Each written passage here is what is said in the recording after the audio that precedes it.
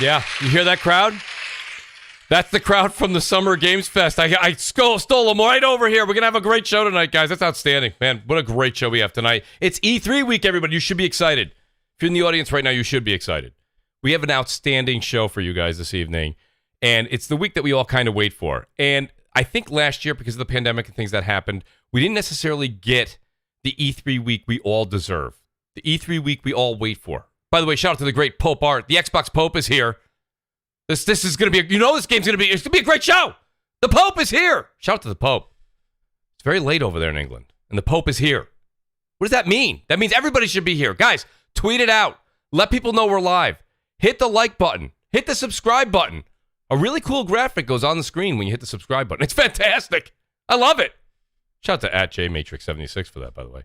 Guys, let me just say this much.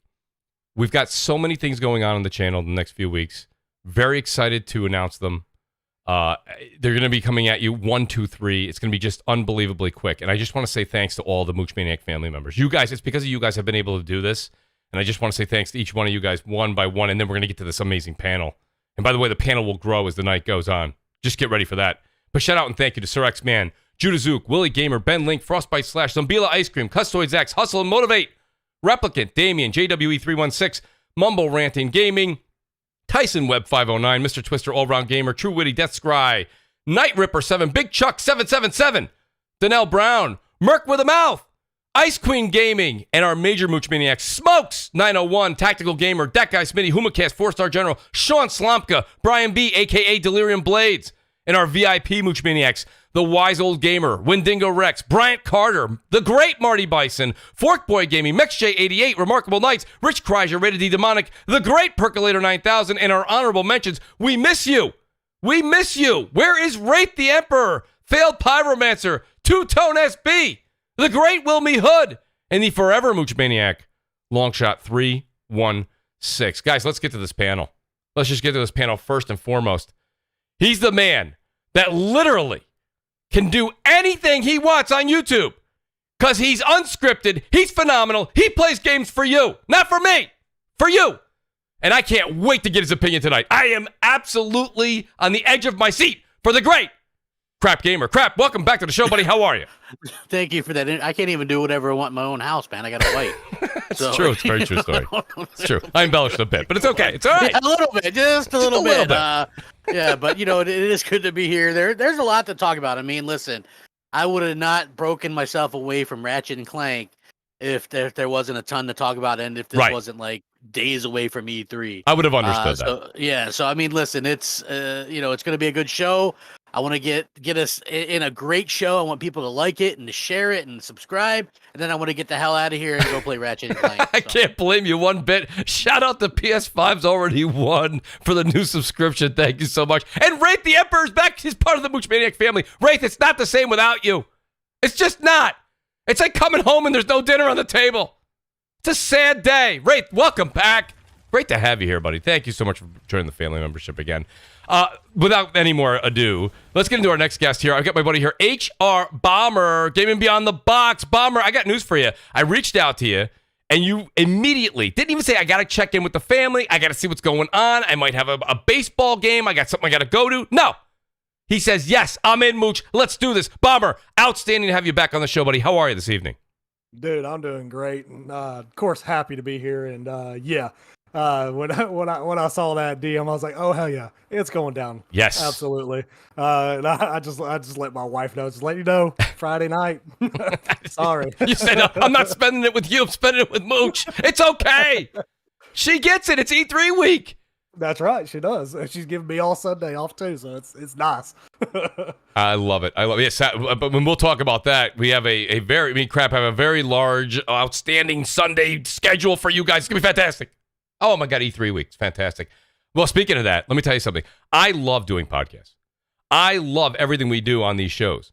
But the one thing that this one gentleman does, the great Jez7780 is here, and Jez does this grind my gears with his grinders, and it is an outstanding show, and he does it solo, and it is an outstanding presentation, and the energy, the excitement, and the knowledge is just entertaining as hell. The great Jez7780 is back. Jez, welcome to the show, buddy. How are you this evening?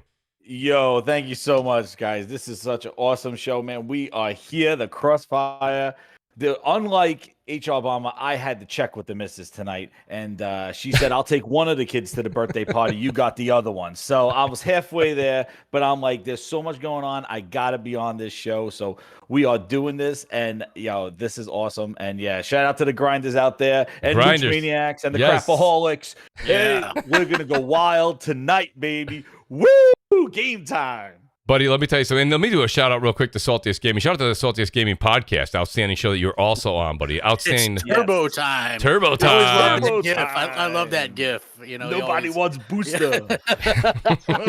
So great how you brought that back to life. I love it, man. I love it. Brought it back to life. I love it. I love it. And we have like I said, the panel's going to continue to grow and grow, but I have a new guest on with us tonight. And I've spoke to this gentleman many, many a times on Twitter. And I said, you know what? It's about enough time. It's time to actually get this man on the microphone, get his opinions aired so everybody can hear about it. The great, glorious Kev. Kev, welcome to Crossfire for the first time, buddy. I went to your YouTube channel, loving everything. By the way, it's Glorious Kev on YouTube. Guys, go check it out.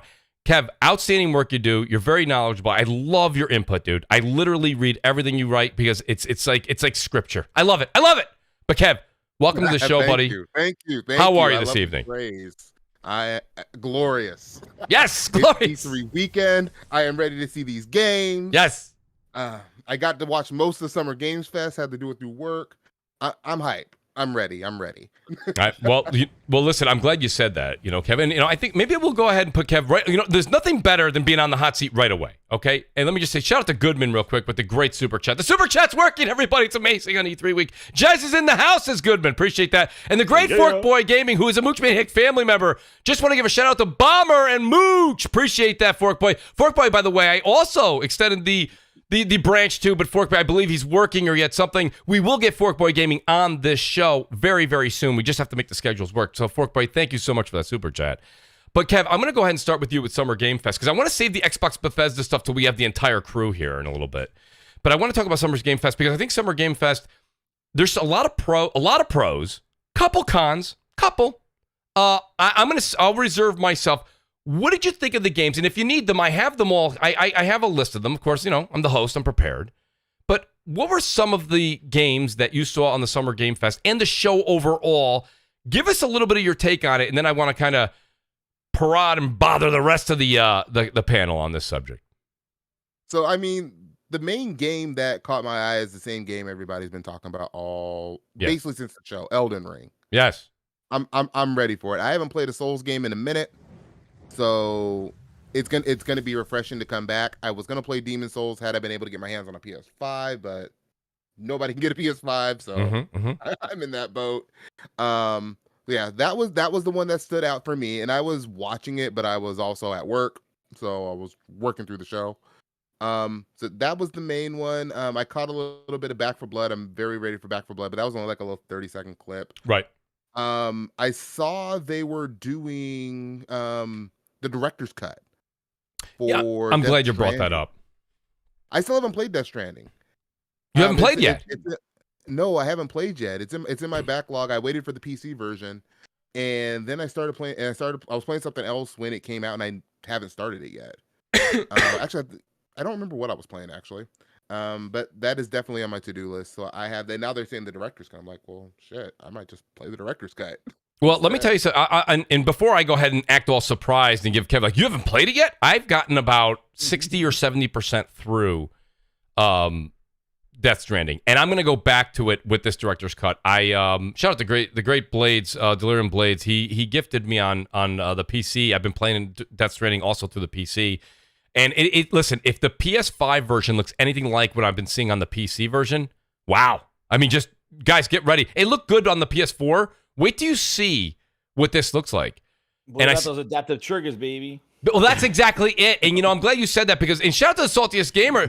He's here. Salty says he just did a tweet a little while ago. He goes, when I say PS5, what word comes to mind or what words come to mind? And a lot of people, I scrolled down to see what they said. I purposefully didn't answer. I said, I want to see what people say. And a lot of people said the DualSense. And I got to say, that's my answer. That's my answer. Mm-hmm. The DualSense for me, and crap, we talked about this, on multiple cases, multiple games, I had the game even for Xbox. I double dipped, and I went and bought it for PS5, or I chose the PS5 version if it was, equality on both sides as far as content, and it wasn't like one game got more than the other on one platform or the other. I went with the DualSense. There's a big difference there. It's a huge difference. So, I mean, that is a big deal. But we were talking about this one game before the show started, and I want to get the panel's take on this, because I really think that the Tiny Tina's Wonderlands, and I know that the name may not just bring your fancy off the cuff, but hear me out. It's Borderlands. And Jeff Keighley even asked the woman, he says, is this Borderlands? And she's like, no, that's Borderlands. And I'm okay with that. What did you guys think? Anybody? I want to welcome the great Basement Radio Arcade podcast is here. Brap is with us. I told you guys Brap would be here. He's right on time, too. I'm here. Nice. Very nice. But what do you guys think? I'll open it up to the panel. I'm just throwing Wonderlands out there because, of course, Elden Ring. We're going to talk about Elden Ring in a bit and get really kind of dive into that. I know Crap is not excited about Elden Ring. He's not. Elden Ring. But that's okay. Crap, that's okay. Was there anything at the Games Fest that you saw that even tickled your fancy a little bit? The Death Stranding and the Metal Gear Solid type gimmick, I thought that was pretty cool. That was very promising. Plus, extra content for that I think is cool. Right. Other than that, I don't. I think Borderlands is okay, but I never even played the third one, so that doesn't really do anything for me. It was like they went back and forth. I don't know. He ran that sort of like he did his Game Award, his Game Award show. That was the right. con. Like I don't, I didn't care for that. I don't know if you need like musical acts in between and stuff like that. I don't know. No. Just like I don't know. It just seemed kind of to stretch out. Very few announcements, and then they're like, "Oh, Elden Ring's the big deal," and somebody who just doesn't give two flying fucks about Souls games. It just looks like a Souls game. You know what I mean? The funny thing is, it doesn't even look as good as Demon Souls. I knew that was you coming. Know what I'm saying? So I knew that was coming. I'm like, okay, so cool. A game that that I don't really care about. So I hate to sound like a downer on this stuff, but other than the Death Stranding thing, there wasn't anything to really be excited about. It really just made me miss the way that these companies did their things in front of people and have massive announcements one after the other. We haven't had that in so long, and it's just like we still don't have that. So it's like I don't know. Like for me, I'm sure people loved it, and I am happy for you. If you like that, if you were waiting for that, I'm sure you were happy with that trailer. For me, it was just more Souls. Well, that's it. That's it. But you know what it is though, Crap. Think about it though. When you actually say that, you're not wrong. But when you look at it, Bloodborne is from 2015. And guys, if my dates are wrong, please correct me. But you also have Dark Souls 3, Brap. That was from, I think, 2016. They did do this weird thing where they came out with a Souls game or Souls-like game every year for like 3 or 4 years because they did like a remaster of 2 or 3. They did. And, yes, you know they what I'm did. saying? So yeah. it was like, you know what I'm saying? Yeah, so they remastered both 1 and 2. Yeah. Yeah, and then it was like, you just got Arrow, to and then good.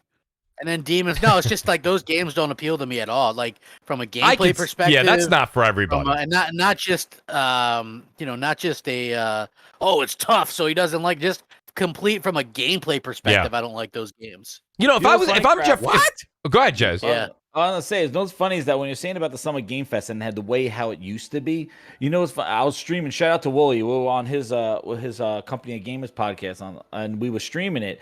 And I was like, with this Summer Game Fest though, it feels like a lot of these games would be games that were discovered on the show floor, and now they're kind of in these presentations because this is the only way to communicate that these games exist. And these kind of the games that would be like discovered on like in a short write-up article on like IGN or something like, hey, we found these games are on the floor and things like that, but now everything is in these shows. Yeah, and they just like, I'm just sitting there, I'm like, that's a great point, dude. Yeah, I'm like, that's a question. That's a question for the audience and a question for the panel, real quick. I have a couple of super chats that I'll bring up here, but think about that.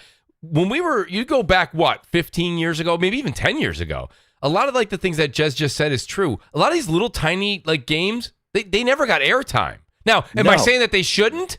I'm not saying that they shouldn't. No. But it's just that they don't. It's not the magnitude. It's like Crap said. We tune in. People tune in for that. Yeah, exactly. Press conference is a big deal, right? Like when a sports team, when they have some sort of a big deal, a signing, right? They signed a $25 million a year guy. Guess what? They have an event. They have a press conference for it. But when they grab somebody and they bring somebody up from the farm team, right?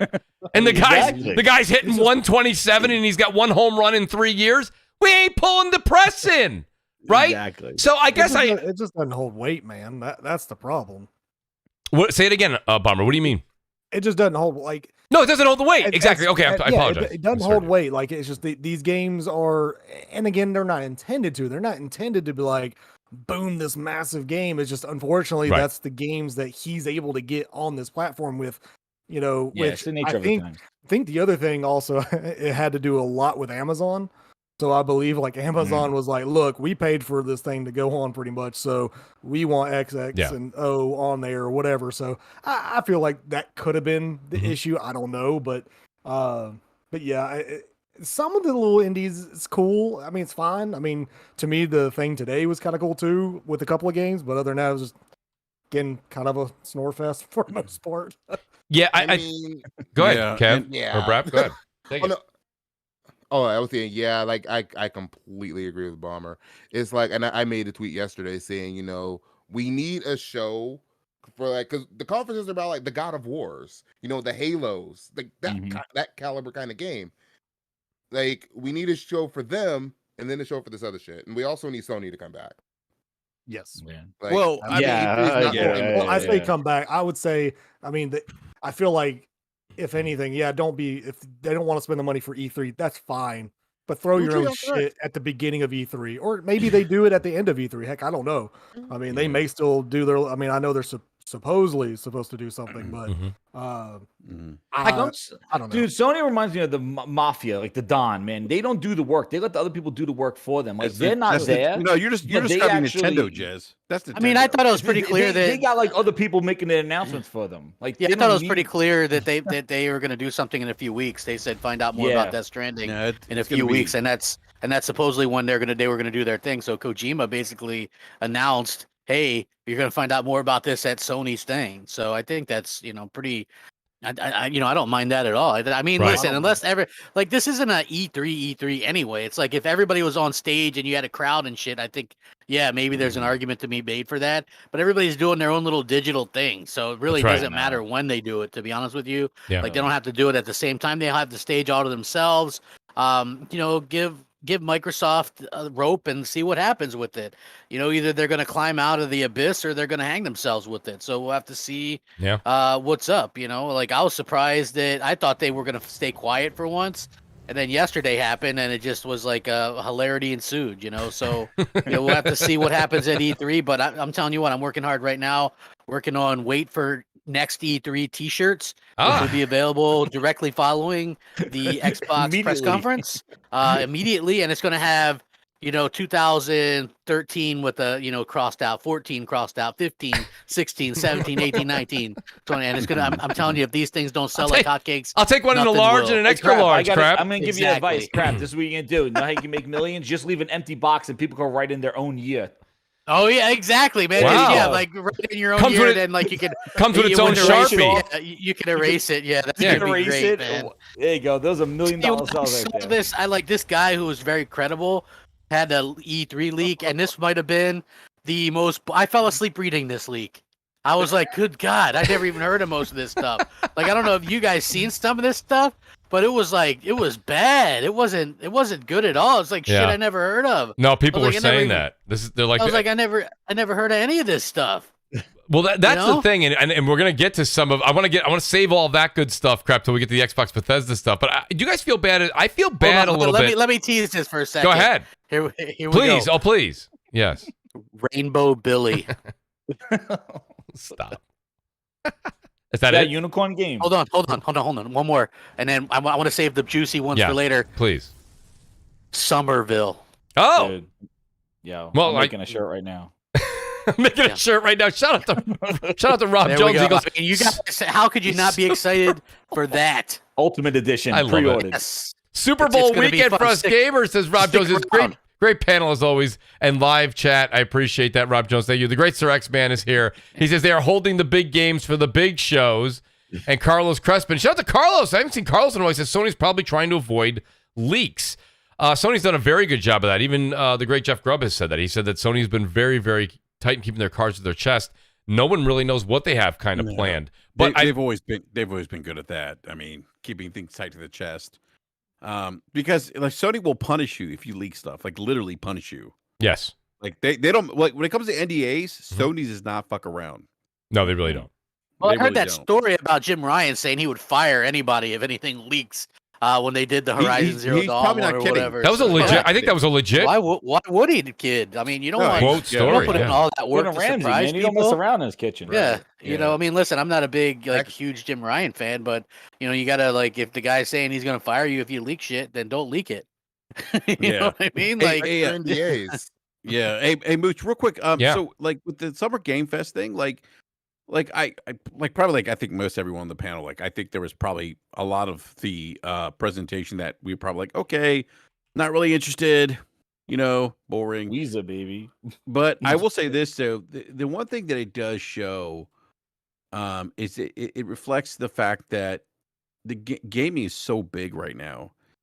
That you're seeing so many different types of titles, so many different types of games that appeal to so many different tastes. And that's awesome. Like sure there was stuff there that I didn't like that I wouldn't play, but someone else will play that, and I attribute that to like, books, movies, music, those forms of entertainment, same thing. And gaming's really evolved in that way. I think to me that's more than anything, it's just a celebration of gaming in itself, outside of what like I want to see, which is like games that melt your face off, big AAA bangers, things like Elden Ring. There was that one Planet of, I think it's Planet of Lana, I think it's called. Yes. Yeah, that looked cool. Which I thought looked really cool. Looked like a limbo. Like Looked like exactly like Limbo. So I mean, yeah, limbo feel. Yeah, but I think that speaks to like where the industry is. Like you have these smaller studios creating things, and that's what we want. Creation pushes the narrative, pushes the art form, if you will. And if there's anything to take away from what we saw from day one from Keely's show, I think is that there's enough for everyone there, and I think it just speaks to gaming and how much gaming's grown. I do like your point, Brap. I'll back that up a bit, because a lot of people are always down on the Game Awards, and I'm sure that this got the same kind of slack here for the Game Fest. But, in all honesty, let's look at it this way. 6 months, you get the Game Fest. 6 months later, you get the Game Awards. And it is something where now it's getting recognition in the music industry. It's getting recognition in the Hollywood industry. And you're having big names, big faces show up. I know a lot of people say that they shouldn't show up. They really don't care. I get that. I'm not going to talk you into it or say that you should like it. But the fact that gaming has gone to like, you guys just game in your basement and all that nonsense, to now it's mainstream. You got Tom Holland really doing commercials for it, right? It's big time. And I mean, it's big time. Let me just say this much. I kind of felt bad. I'm a huge Jeff Goldblum fan. Goldblum was there. He was there. But I wish they would actually have him on for something other than the Jurassic Park game, which is like Mooch. I was hoping for The Fly. The Fly would have been fine. The Fly, that would have been good. That would have been absolutely fine. Yes. Co-starring Jazz 77. Oh yeah. What? What? But I mean, at the same time, I don't know. But so they underutilized the great Jeff Goldblum. Dude, he revealed that game. They might as well play that bad version of the Jurassic Park song. Yeah, play that. I'm pretty sure he didn't care. He got his money, so he did. He did. And there was another game I want to. Go ahead, Kev. That's one of those games too that I wonder why they show that there in the first place. Like, yeah, Jurassic Park, right. but the first game didn't even do well. It didn't do well at all. It was just okay. Who greenlit that? It's a show builder. It probably did. It's like City Skylines. Like it probably did well enough to warrant a sequel, though. Yeah, right. Within its genre. Well, yeah, that's all it has to do. It has to do well in the genre. That's it. I mean, like Keely did this stuff. Like he did take our feedback back because last week, shout out to Salty, when we streamed it last year, dude, his pants were tight. He was smuggling grapes. Goddammit. At least Jeff Keely was the pants that were a little looser this time because I'm just like that shit's distracting. I'm like, stop it, smuggling those grapes. So he took that feedback back this year at least. But I'm gonna say this is the thing about Keely. Skinny jeans aren't in style anymore. That's the thing, man. Thank goodness, because that was too much. That was You too know, much. He needed to waist up. But I'm gonna say one thing though. Go ahead, Keely Jess. does this though. He does this. He gets a tease. He put that face that he looked like he was looking up for something, and he puts that video up on there on Twitter, and he gets you hyped up for this stuff. And then he knows he has like that one thing, but then he does all the fluff, and he fluffs all that stuff around, and you could see he's smiling. He knows what the end game is. But he definitely hypes his stuff. He does the same thing with the show. Like, we're going to have 20 world premieres, and like 19 of them are the games that you're like, oh, okay. And then there's that one world premiere. Like, he does do that. He is a entrepreneur, a hype person and stuff. And I think people do get a little deceived from that sometimes. Look, games a world premiere, and 18 of them should have been a tweet kind of thing. Pretty much. Exactly, Loris. Well, it kind of goes. So there's a game that I want to bring up, and I want to hear you guys' opinion. And crap, I know that me and you were kind of having a laugh about it, but I'll tell you, it's kind of a sleeper thing, and it's the one that was the Xbox exclusive game, the Anacrusis, if I'm saying it right. And it's that 4-person. Listen, I'm not saying. I got to be honest with you, it's not my bag. It's really not. But at the same time, the same way that we saw like that style of art play that is with Rogue Company, and that same style of art play that's kind of like with an Overwatch. That's what it kind of reminded me, a little bit more Rogue Company than Overwatch, but it was that cartoony 4-person player adventure through, and it's multiplayer and all that good stuff. It looks like it'll be PC and Xbox exclusive, at least for the foreseeable future. Did you guys think that has any chance of catching on? I mean, listen, Among Us caught on, and that was just, walking around and being like, no, he did it. No, you did it. No, you did it. No, he did it. Imagine if you pitched that to any executives. Could you imagine that? Everybody in this panel, we all just pointed at each other and we're like, we're going to make millions off this. Billions, maybe. They'd be like, get out of my office. Get out of here. Get out. This is like a big game of Clue, though. That's how you pitch it. It's a different game. It's like, I'm just saying. Game, I was being hypothetical. I'm not comparing the two. It is like Clue on PC or whatever it is, but kinda. Except there's no weapon. I mean, it's a different type of game. Like, there's no weapon. There's no room. It's just Brap did it. Like, but the game that they showed, it's got an addictive gameplay loop, though. Yeah. Yes, exactly. It's a different type of game because the game that they showed, that game, I'm just like, I just want to play Back 4 Blood. I just want to play Left 4 Dead. See, that's what I want. It's like a budget version of those games. Like, and the aliens all look the same. I'm like, this looks like and that's why you look at that and it's like, well, this is like Left 4 Dead or Back 4 Blood. I just want to play that game. I don't want to play this. The bootleg version, and that's what it kind of looked like when I saw that. I was like, I'm like, whatever. I'll just play like the real game. Hey, Mooch, did you guys talk about Elden Ring yet? We just touched on it barely. Okay. What do you think? Are we saving that for later? Or? Well, let's just save it for a second because there's 2 super chats here. One is going to ask for crap. If you've got a request here, the great Carlos Crespin is saying, can we get a world premiere from Crap? World premiere. That's not bad, Crap. That's not bad. Nice. You guys might not know this, but he might actually be the guy. Crap, what about Xbox Series XS, Xbox One, and stuff exclusive? That's a mouthful. 4-day, 24-hour, 13-minute time launch exclusive. Only on Windows, Xbox, your phone, your trash can, everything, whatever. Wherever. A dongle. Everything. The Samsung TV, LG coming soon. Oh, Sony TVs. Carlos, that super chat went a lot longer than I thought it would have went. Yeah, that's outstanding. That's great. We're being messy, but it's all good. Well, it's okay. Listen to this though. It's a jest. We've got 2 more, and this last one is a question. Then we'll get to a little bit of Elden Ring. But Rob Jones says, "I'd love a Blade game." I think we'd all love a game like that. I would pay for a Blade game. You know what I mean? That would be fantastic. But Godzilla made a point here. He said, "Did you all find it odd that Kojima was talking about 9/11?" I thought that was odd. Yeah, that was kind of interesting. Was he referring to a game or just an era or a time? He was comparing 9/11 to game development and the pandemic we're in right now. So, okay. I don't know what that means. I thought that was kind of an odd comparison to say. I didn't see the. We're in a pandemic.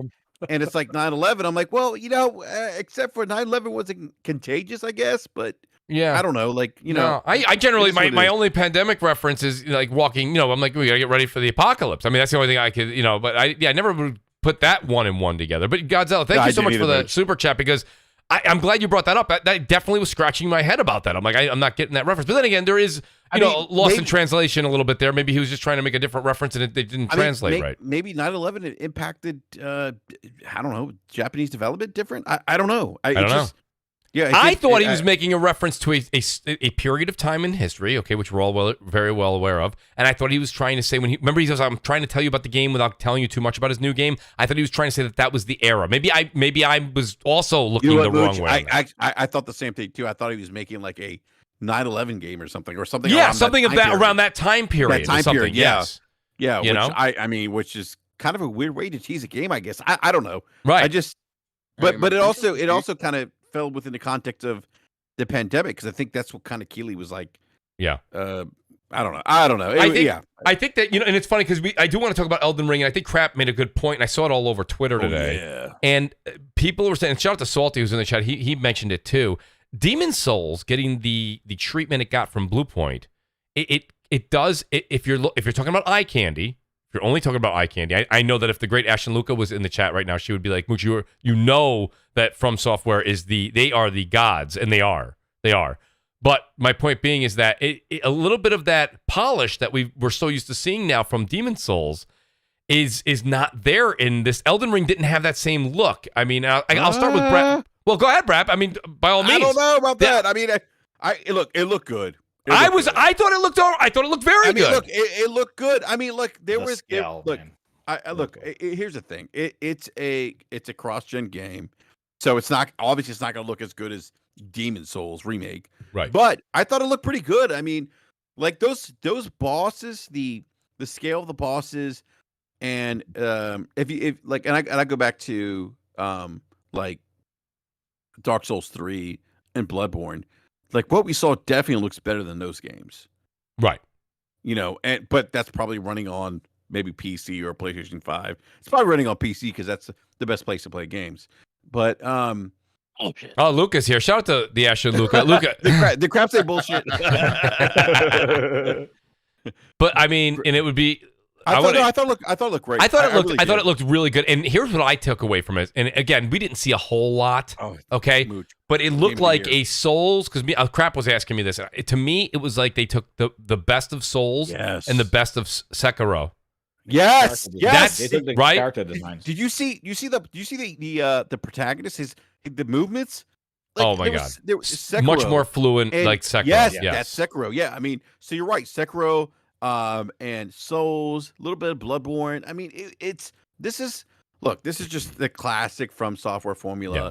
This game, I'm telling you, this game is going to be a must-have game for whatever console. I don't know if it's a PlayStation 5 exclusive, or I think it's gonna be on both consoles. I think it's on everything. I think it is on everything. You're right. Yeah, it's gonna be on PC as well. But and PC is probably the best place to play it. But by the way, but this game's gonna be amazing. I mean, I am so hyped. But I'm also a Souls born fan. I think From Software is extremely, extremely talented. No one does what they do in that genre, and I'm hyped. I'm hyped. That's what I wanted to see. It's funny. I was watching the live stream with Aircuts for the Win, and we kept thinking, when is that announcement coming? When's that announcement coming? When? And you could see Keeley smiling right at the end. Yep. And when they showed it, I'm like, yes, it happened. Yes, it happened. It's like my wife and I finally have intimacy. It happened. It's great. That's so great. The truth from Brap. That's serious. Oh man, that was great. Yeah. I hear you, but it was great. I love it. We're all married here, I think, right? Believe so. Who knows? Yeah. The great melodic punk. He says, "Let's finish this fight again." E3 2021. Oh damn. Wait. Mooch, I gotta ask you a question. Sure, please. Are you playing Elden Ring on PC or console? I'm gonna pick it up on PS5 first. Then I'll play it on. I'll pick it up on. It's what I've done with all the Souls games. Then I have all the Souls games on PC, but I buy them when they're like $20. Yeah, me too, man. Mooch, so we got a co-op, Mooch. Yeah, I did buy Sekiro on PC because of the Brap.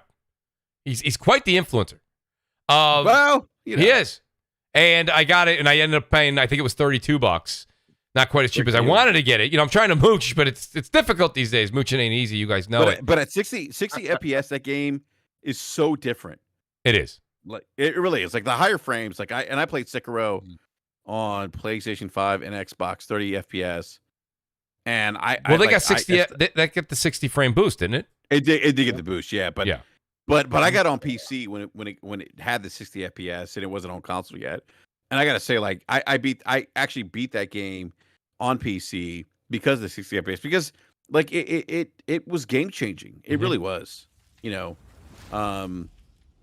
it's just this is gonna be a great game. I'm so excited for it. Like everything I think everything I saw. The thing Crap said, and I think that this ties into what you're saying, Brap, is Crap was like, doesn't it feel like we just got these games? The thing about it is, like, it's been so long since a true, and shout out to the Ashen Luca, who in the chat said it kind of, just to her, might have been like a Dark Souls 4, which, by the way, they could have called it Dark Souls 4, and I would have been like just as excited as I am with Elden Ring. And, I think Luca feels the same way, because she said she's still excited for it regardless. My point being is that it's been since, when did Dark Souls 3 come out? Was it 2016? It was 16, right? Yeah, it was 2016. Came out right around Overwatch and Doom 2016. Right. Yeah. And the thing is, didn't finish Dark Souls 3. And the thing at Mooch is it is a very much like Dark Souls, like Lucas said, Dark Souls 4, but it has that fan base that's just going to gravitate towards it. Like there's just something special about it. Yeah, it just does have the look too, and the character design. Yeah, it does. There's something special about these From Software games. Mm-hmm. And you know, they don't appeal to everyone because, you know, the difficulty and whatnot, but there is some they have the secret sauce. They definitely do. Well, you know, and that's the thing. And like, you know, I want to say this to a lot of people that are in the chat, and even, you know, me and Crap have had this conversation for years now.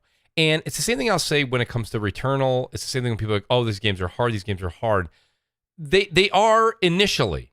But once you play the game and you learn the game, the methodology behind the game is not, like, I'll give you an example, guys. I beat Returnal, and when I went through it the first time, I died 85 times. I then went through it and didn't die once the next time. That's learning the game. I was baffled by it. I was absolutely baffled by it. And that's the thing with Souls. You'll go to fight an enemy and you'll scratch your head the second or third time you die.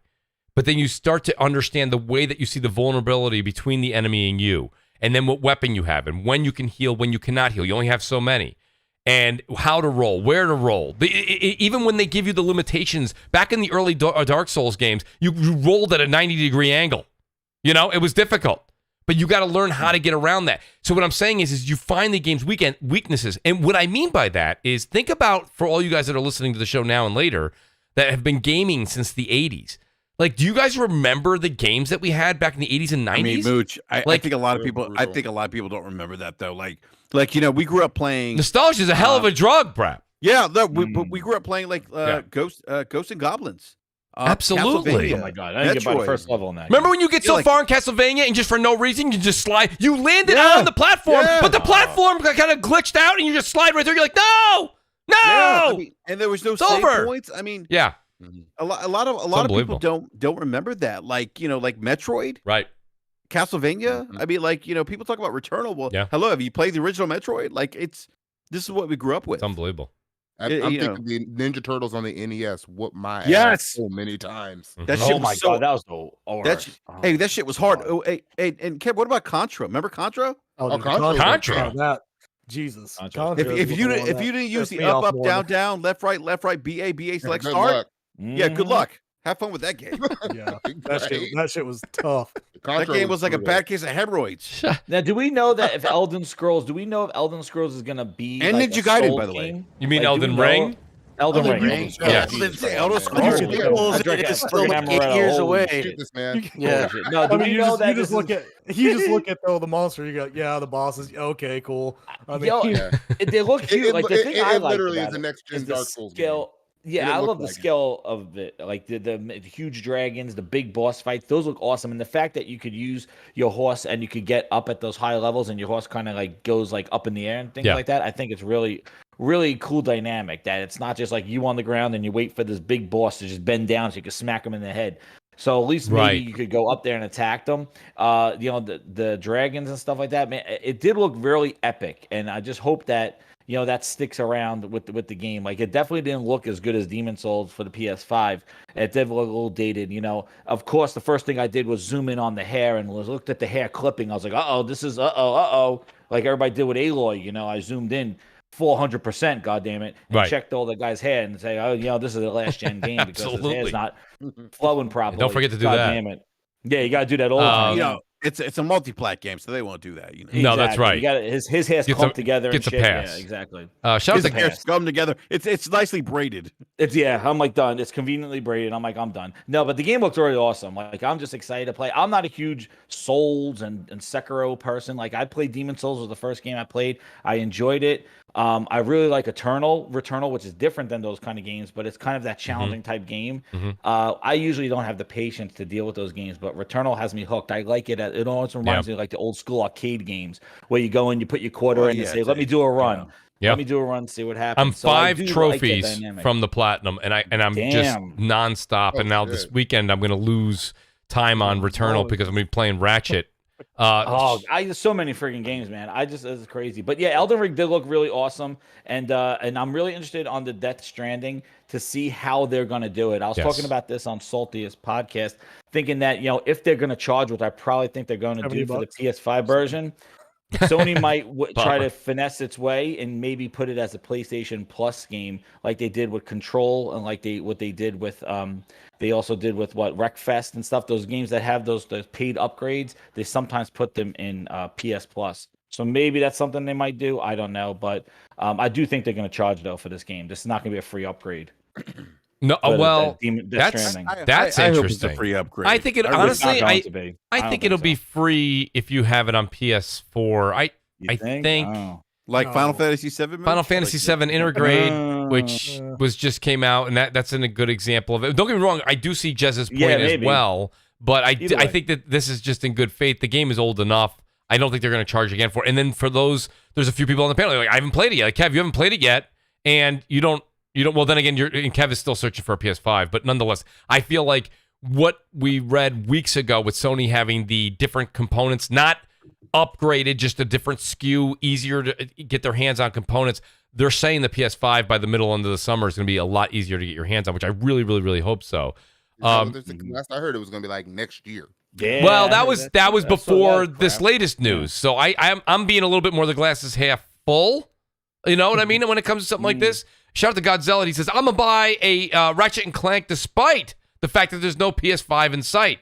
So this game, it's funny, and I don't want to switch over yet. Mooch, best looking game this generation so far. I can't. My jaw was on the ground. It is unbelievable. It is unbelievable. I have one more. Y'all hurting me. Because that was the game I wanted a PS5 for. I'm sitting here drooling, bro. You know what really sucks is, like, you would think that people wouldn't go around doing the little fake screenshot shit. Yeah. But I still see it. People are like still trying to convince people that game isn't like the best looking fucking game of all time or something. Yeah, like, I don't. Yeah, they take like some kind of weird screenshot like off the screen or something with some kind of, I don't know what the hell they do, but I'm like, how the hell can you make that game look bad when I booted that thing up and you're literally playing a Pixar game like for the first time ever.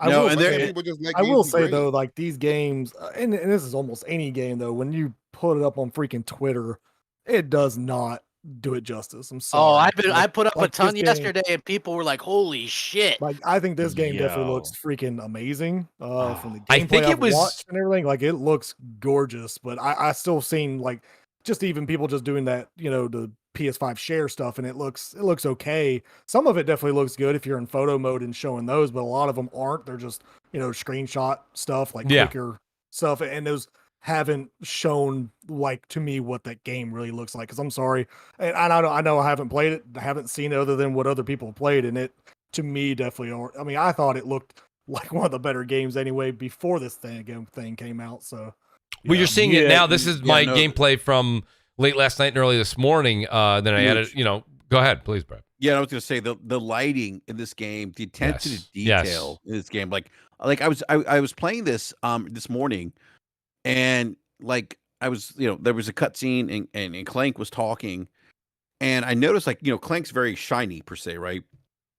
And Extremely. The attention to detail. Like you notice, like Clank, like if you're looking down, like at his belly, I guess, at one point in this cutscene, you could see the reflection of his head. Yes. It's the realest looking And I'm like, metal. The detail Yes. The metal. I'm like, yeah. of this. And I'm like, holy this company's shit, like- unbelievable. Ted Price and the Insomniac crew is unbelievable.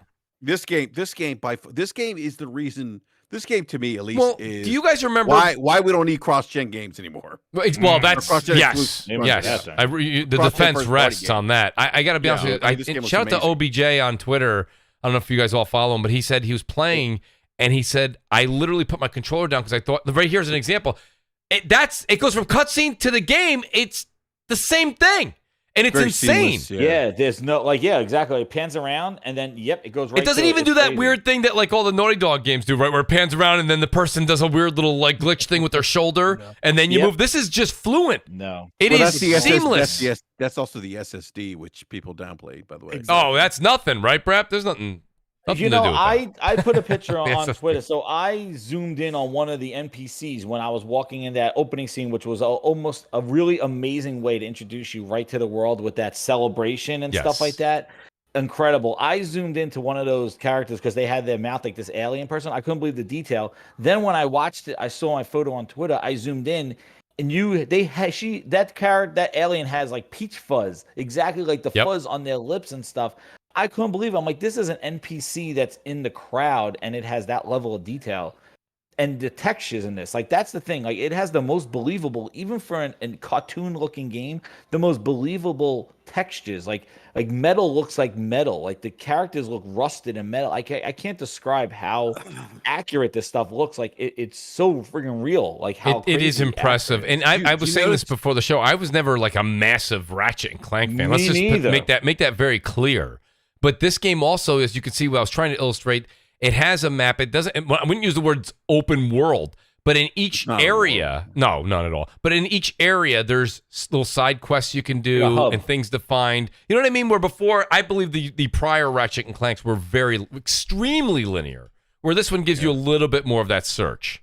Well, Mooch, the other thing I was going to say is like even like the cutscenes, like if you notice, like with Ratchet's fur, like in his ears, like It's it wet. moves. It It's wet. moves.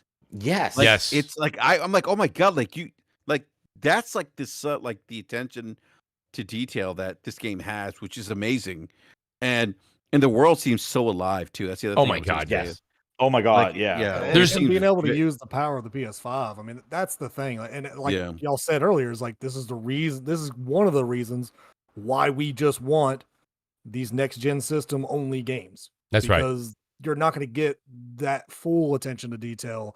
Those tiny little things, like you said, the peach fuzz on the face. Like you're not going to get those all the time. Like you may get an No. update later, maybe 6 months down the road on those cross gen titles. So I think that's this game. It's just I hate it. I hate people that say, "Oh, it's cartoony. It has no textures." I'm Mhm. like, go suck a like. Come I on. can't believe that they did it Well, with this. I mean, Bomber. but that. yeah, but Bomber, I can't that- believe they did it with the game. But Bomber, you know what's interesting? You say that because like a lot of the times we often praise games that are realistic looking because they No, have those high absolutely. textures, right? But this game, is kind of, for lack of a better word, cartoony. Yeah, But it's even as a Right. cartoony game, it's on that Pixar level.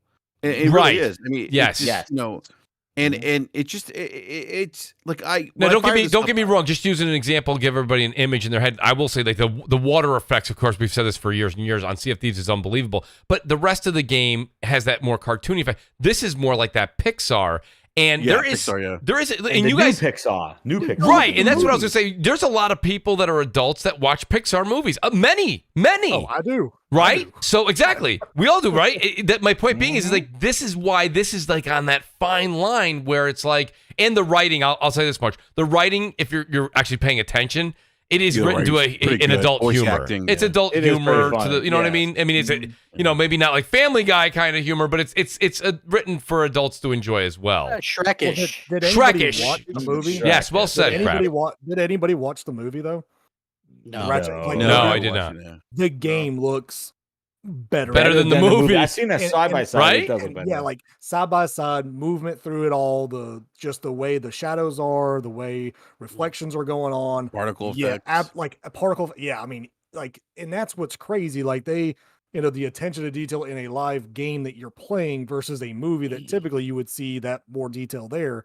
It's not there. And again, now granted, I know the movie was a couple years old, doesn't have the current tech now, but still, I mean, the game looks better than the movie that came out a couple of years ago. I just thought that was pretty remarkable, to be honest. And on top of the stuff what you're saying about like the visuals, I'm gonna say we were talking about audio before. Yeah. I'm gonna say the audio. So I'm playing with the Pulse headsets. I also have the what is it? Forget, but I don't use those. The Pulse headset actually has a special setting. It does. I have the Arctic 7s. I have those as well. But I use the 7Ps. But I've been using the 3D ones because they actually have it says a setting in there. So I've been using these. I'm gonna say the 3D audio in this, like it is not a really like a marketing term. Like this, legit, you could hear it from the menu how the cars go below the below you and above you. And when this is the thing, I'm going to give you my honest first initial reaction. When I had the headset with the DualSense and playing this game, it was a legitimate experience. No cap on this thing. I'm telling you, like this, I felt like I was immersed in a game with the vibration. You feel Jez, the things go by you. It's can crazy. I just add something to this? There's a portion in the very beginning of the game where you have to go into a nightclub. But it was a couple scenes ago on this thing. Mm-hmm. The 3D headset that I have the SteelSeries 7. What do they call it? The 7Ps. They're only for 7Ps. PlayStation, That's right? what I have Mooch. Yeah, they So- do the same thing. Yeah. So I have that. I have the 3D audio, and then the DualSense. Again, here we come back to the DualSense again, guys. Listen to me when I say this to you. It was when you walk in. If you ever go into a dance club in real life, okay, your body vibrates. Right when you walk in, it's that much of a like when you walk in there, you've literally got that right. You've got that in your headset, and then it's pulsating like perfectly, not annoying, not where it's just rumbling and it sounds like it's like just clicking like left and right. It is unbelievable. You feel like it's moving all the way up your forearms. It's insane. Like you can feel that bass. And it gets more intense. Absolutely. Because it's like, here you could hear the club, and then as you start walking towards it, it starts getting doom, doom. And then when you're in it, it's just like walking to a club. You feel the bass when you're in the club. Like it's crazy. It's really something. It's like a Dave and Buster's experience. Like when you say or a ride or something like that, like an interactive experience. Yes. I couldn't believe how it all works so well together. It's crazy. Mooch, and if it wasn't for the pandemic, I mean, what Sony wanted to do, remember people were kind of like upset that Sony wasn't going to be at E3 2020. Part of that had to do with, and Sony said that we want to bring the experience to gamers. Part of that had to do with the fact that they had invested so much in the DualSense and 3D audio. Mm-hmm. They wanted people to actually experience that on the floor. Unfortunately, it didn't happen because of the pandemic, but it's real. Like what Jess said, like those things, as subtle as those things may sound, and I'm thinking of games like Returnal, where Returnal uses great haptic feedback. But like even Ratchet and Clank, I mean, the haptic feedback on Ratchet and Clank, the DualSense has been incredible. And even with the DualSense, or not the DualSense, the 3D audio, like it just creates just a different level of immersion that we didn't see in the previous console generation. So and you know what, Rap? I want to say something. If you like just something to listen in the beginning, and when next time you're playing the game, each enemy like when they're fighting you, they say things, and it comes from different parts of the room. Like as you're playing it, you hear them go da-na-na, da-na-na, and they're all saying stuff, and you hear them from where they are. That's right. Yeah, and it's so crazy. Like, and even the NPC characters that are around that are like scrambling to get out when a fight starts. You hear the enemy talking to you, and you hear them on the way out, being like, "We gotta get out of here." You know what I mean? Like, there's a lot going on screen. There's a lot going on in your ears, and then you've got the DualSense again, and it's a tremendous 1, 2, 3 punch that's going on. Plus your interaction with the game, the story is, and it's at least entertaining. Shout out to Sir X Man here. He says, "Brap saying one man's trash is another man's gold." That's from, I believe, when we were talking about Elden Ring. So I apologize for a little late here. Godzilla comes in. He says, "Loved Elden Ring, is continuing the Berserk references. Rest in peace, Miura." So rest in peace to that. I completely understand, Godzilla. And Ola Mocha, which is great to have him here in a super chat. Really appreciate this. He says, "What really surprised me is that Ratchet and Clank Rift Apart has language voice in Swedish. Never does devs put more languages than the regular French, German, Spanish, etc. They outdid themselves. Insomniac are the best." You know, I see a lot of people saying Insomniac is Sony's breadwinner. I think they are. Go ahead, Bomber. I want to hear your take on it. Yeah. I have a bit of a different. I think they're like a 1B, but go ahead. I personally believe that they are making their way to be their head horse. I understand that like everybody puts Naughty Dog up there, yes, because of the realisticness of their games that they have made, and absolutely they deserve to be on that pedestal right now. But Insomniac is carrying solely, like by themselves, are carrying the PS5 right now. They've crushed it with Spider-Man. Yes, they did a remaster, plus brought out Miles Morales, brought out all the updates for them. Then they bringing out this game. I mean, and they're teasing Bomber. I don't want to run with it, but they're teasing Sunset Overdrive remaster of some sort. Oh man, and teasing it. I hope they do. I love Sunset Overdrive. I'm with you, Kev. It'd be great. It'd be great. I mean, turn around and beat it on PC. Yep. I never got into it, but it'd be just great for whoever. Oh, you haven't tried Bomber? You haven't tried it yet? No, I have tried it. I didn't get into it. Okay, I played it for a little bit, and I was like, I thought the writing in Sunset Overdrive. There's not many games where you actually kind of like when we say LOL. It definitely made you chuckle out loud. You kind of laughed a bit. Some of the writing was pretty funny. Especially if you're into the whole post-apocalyptic thing like I am, and everything's always so serious. It was nice to see something post-apocalyptic, and it wasn't so serious in the writing. It was kind of, it wasn't silly in a goofball way, but they did it. I thought they did a decent job with it. Maybe something to revisit.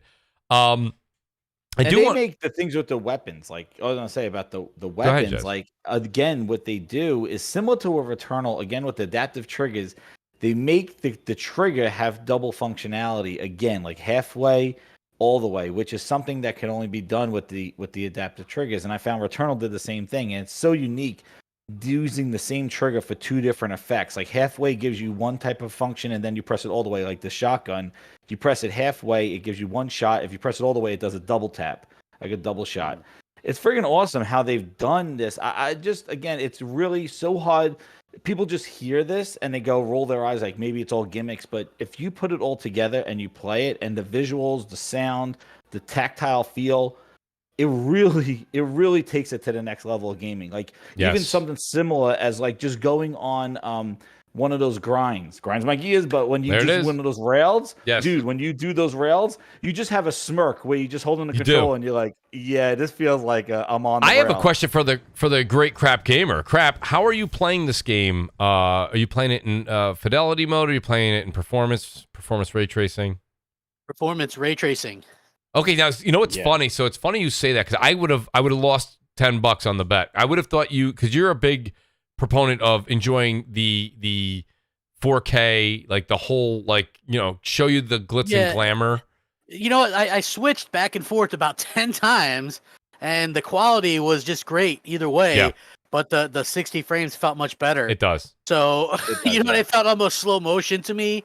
In the regular, and I can see why people would still play that but it's like more of a shooter, and I run around a lot and jump around a lot. So yeah, they gave us the option, and I love the 3 option set that they've been doing. You know what I mean? Like the ray tracing's there, the 60 frames is there, it's 1440p. This thing is, and not only that, they undersold this thing in terms of like the rifting and how quick that works. Yeah, I was surprised that you actually go through there even faster than what they say. Yeah. Right? It was even faster. I was like, holy crap, rarely do you get an upgrade over, what you've been shown in the first place. I mean, I think we could, even Naughty Dog, okay? Remember when we saw that initial trailer for Uncharted 4, and he looked like, everybody's like, holy cow. Yeah. You know what I mean? And then that ended up not looking as good. I mean, sure, it looked great, but it didn't look as good as what we saw. Like this is, and the same thing like Hellblade 2. You think Hellblade's gonna look, get out of here. You know what I'm saying? Like that shit's not gonna look like that. But they always try to fool us. And this is like the first time I feel like we got undersold and it looks that much better. And I know what you mean. I've seen so many people, and I gotta say, like I like to have fun and push buttons. So I was tweeting out pictures of this last night, like off my PlayStation, and I'm like, best graphics ever for $3.99. Woo! You wouldn't believe how many people are in those comment sections. Blah blah blah blah blah blah blah. Kids toy, PC, blah blah blah. PS5. Man. Wait till Sunday. You know what I'm saying? Like. Wait till Sunday. Wait till Sunday, people. Yo, I do too. Oh, I mean, guys, come on. What can we say? It's Rainbow Billy. I'm just saying. I can't wait. Yeah. So anyway, like it's just this is a gem, and I say, you know what, and I tell PlayStation fans, really soak it in. I mean, we did get hit with. There's a few games out that came out for PlayStation 5. I'm not a Guilty Gear fan, but a lot of people like this fighting game. Dude, so I'm loving it. Yeah, and they I'm say not it's a really fan good. either, but I love it, dude. Yeah, It maybe I'll looks give it a try. awesome. But also, like I said, I downloaded Final Fantasy VII to integrate with the new Yuffie stuff, and I haven't jumped into that yet. But I'm waiting to get into that too. So that's new. Yeah. So and there could be other new stuff that's coming later on this year. We don't know yet. But it's very exciting to see how everybody kind of is, enjoying this. But I say, take the time to enjoy this because we don't have a PlayStation 5 only game. Mm-hmm. That we know about yet after this, so who knows when that's going to happen. That's right. So like That's a good point. Enjoy the hell out of this, and I'm sure Horizon is going to look amazing, but the bottom line is it's not going to be like this, Right. where clearly, and I even said, I don't know why people were like, well, where's all the people that said games going to be held back? I'm like, I don't know how many times I've heard PlayStation fans, Mooch, we've said it, shit's held back if it's still on the PS4. It doesn't matter how pretty it looks. The game is held back. Look at Digital Foundry. They did a whole article about this is why you shouldn't do cross-gen because games can be like this. Right. Right? Like That's this right. is that. Listen, 100%. You couldn't have done this game on PS4. Right? Like you couldn't have done it. There's no freaking way. No. That's what I'm talking about when I said I wanted those next-gen experiences that are only available on this hardware. Which is why we go out and buy it, right? Crap. I mean, we are going out. We're spending between $400 or $500. Come on. I mean, I also think like what y'all were talking about earlier with like DualSense and the 3D audio. Like I personally believe that's one of the biggest things with next gen. Like y'all have been talking about this whole entire time. I mean, yeah, I've not experienced it yet. No. But that's something that I believe is a good thing that it's happening and people are talking about it as a positive thing. That way, maybe we actually see more of it from third-party games, not just from first-party. Third-party gets in there and does it even as detailed as this. Right. And then the competitor, I mean, crap, if Xbox decided, hey, we need to get into something similar, not exactly like it, but maybe something similar, then maybe that's what they need to do. That way, yeah, you get that full experience like Jez was talking about. It's like you get engrossed into a game regardless of if it's first person, if it's third person, it doesn't matter as long as you're feeling the game and it just gives you that feeling of being there. I just believe that's more important than just having the graphics being maxed out or some shit. So yeah, just talking about resolution or just like like technology or something like that. Yep. Oh, I'm sorry, I thought you were still going there, Jez. I was like, no. Littering and littering and about the tools yes, have a semi break because like I haven't had a chance to play with it. You guys were talking about, is it kind of like 3D audio with the haptics? How that works? Maybe not 3D audio. No, it's not audio haptics. No, I'm saying like the way like how you feel it in the surround sound like in a headset, and you could like feel it everywhere. It's not like that on the. No, it's not like the threshers or whatever. I had those the way you have the audio. Now, what I'm talking about is when you have the controller, the way they have the rumble, and if you think about the Switch, like they have this rumble and it feels like beads. And way they do it is that it starts from the top of the controller down to the bottom. And Astrobot did this as well. Yes. And you kind of feel around the controller. It's not just left and right. It's actually up and down. So when you feel something go by you, like they're running by you, you feel the rumble go down your palm. Yes. It's pretty crazy because it is. Your whole hands around. And that's the thing. So that's the thing I want to kind of bring up here about this game that I think that, and Kev, thanks for bringing it up. The sound matches that. Not just the sound does match it, but when we all said, back in November, December, so a lot of people really ranting and raving, and I was one of them, and shout out to actually Jeff Grubb, who's in the chat. Jeff was a big fan. Jeff had like the world record forever in Astrobot, right? He had like every record known. Like, I'm not kidding you. He posted it. It was insane how he had the times down. But we were like, oh, that's a great feature. This is really great. But let's be honest. It was put in there on purpose to be this like tech demo for you to play and understand what Sony is trying to accomplish with the DualSense controller. That's fine. Here now, for the first time, in my personal opinion, has the DualSense surprised in other games? Yes, but here and there. This is a game where I can say from the very beginning to the very end, it is unbelievable how the same feeling you felt in Astrobot, you're getting in Ratchet and Clank, but throughout the entirety of a game, and it's utilized, it's much more precise. It's much more, it's done to the nines. Subtle. It is. That's the thing. It's when it's subtle. It's not really annoying. Yeah, it's not, and you could change it too. Like The ones like it says not experimental. It says experiential is one setting in the vibration, or you could do where it's not distracting. So you can turn it off, but it's really subtle. And what I'm trying to say is the sound matches that. So if something passes by you, you feel the rumble down there on the controller. So it basically adds tactile feel to the audio, and it matches. It's pretty impressive. Like it really feels like an experience, like a ride. Like I like when you finished it, you kind of feel like you went to Dave and Buster's for the first time, going, "Yo, I was immersed. That was amazing. Like that was really cool." But that's my initial impression of it, because I felt that way, and I had to. That's why I was so eager to come on tonight, just to give my initial impression, because I was so amazed of how well this game looks and sounds and feels. You know what's going to be interesting too when we find out what the sales are for this, and I know people are tired of talking about sales. I don't mean it in any kind of an argument sense. I'm just curious because, well, I think I do too, Bomber, and the reason I say that is because everybody is sitting here and saying that, and it's very difficult to get a PS5, yet at the very same time, these numbers are staggering, and they kind of contradict each other a bit, don't they? Everyone, and Kev, you know this, you're trying, you can't get one, but at the same time, there's more PS5s out right now in people's hands than there were PS4s. And that's because you could see it in the sales, right? The Miles Morales sales are showing unbelievable on the PlayStation 5. That's what'll happen. The game will have legs. Every time there's a restock, people are going to pick up this game, and they're like gonna Miles Morales. Just like Miles Morales. Just like they're Miles, gonna play yes. this. Yeah, they're going to play. They're going to get this game, and they're going to want to be like, this is the Order 1886, but great. You know what I mean? Like that game that you buy to showcase Rise, Son of Rome, but great. You know what I mean? Like, hey, you can enjoy it all you want, but if you go back and for me, and I gave Rise a decent review. I think I gave it a 7.5 at launch. Like for a launch title, I thought that was really good. Yes. But I went back and tried to play it not too long ago. Utter crap. Yeah, it doesn't age well. Like people, combat, people don't understand that. Like they'll go, well, crap, you reviewed this game a 8 out of 10. And I'm like, yeah, 5 years ago. For a launch game. You know what I'm saying? Like, you got to understand, like, games at launch aren't supposed to be the pinnacle yet. The fact that Sony are hitting these high 80s Metacritic games like this early, it is a great, great feeling. You know what I'm saying? And a lot of people go, hey, Metacritic doesn't count. And I'm like, man, did you not pay attention to what the developers that used to work at Days Gone, Ben Studios said? You know what I'm saying? Like, this shit matters. Their bonuses count on this. Those scores, their jobs count on this stuff. So, anybody that kind of wants to downplay this, look, the scores matter, the sales matter. Why the sales matters? Because, hey, look, as somebody who was an Xbox fan, I would have loved to see an Alan Wake 2, a Quantum Break 2, a Killer Instinct 2, even a Rise 2. A Rise 2. Absolutely. Anything. The fact of the matter is, those games didn't sell, and we didn't get sequels. So when people go, well, sales don't matter, like, shit, they do matter.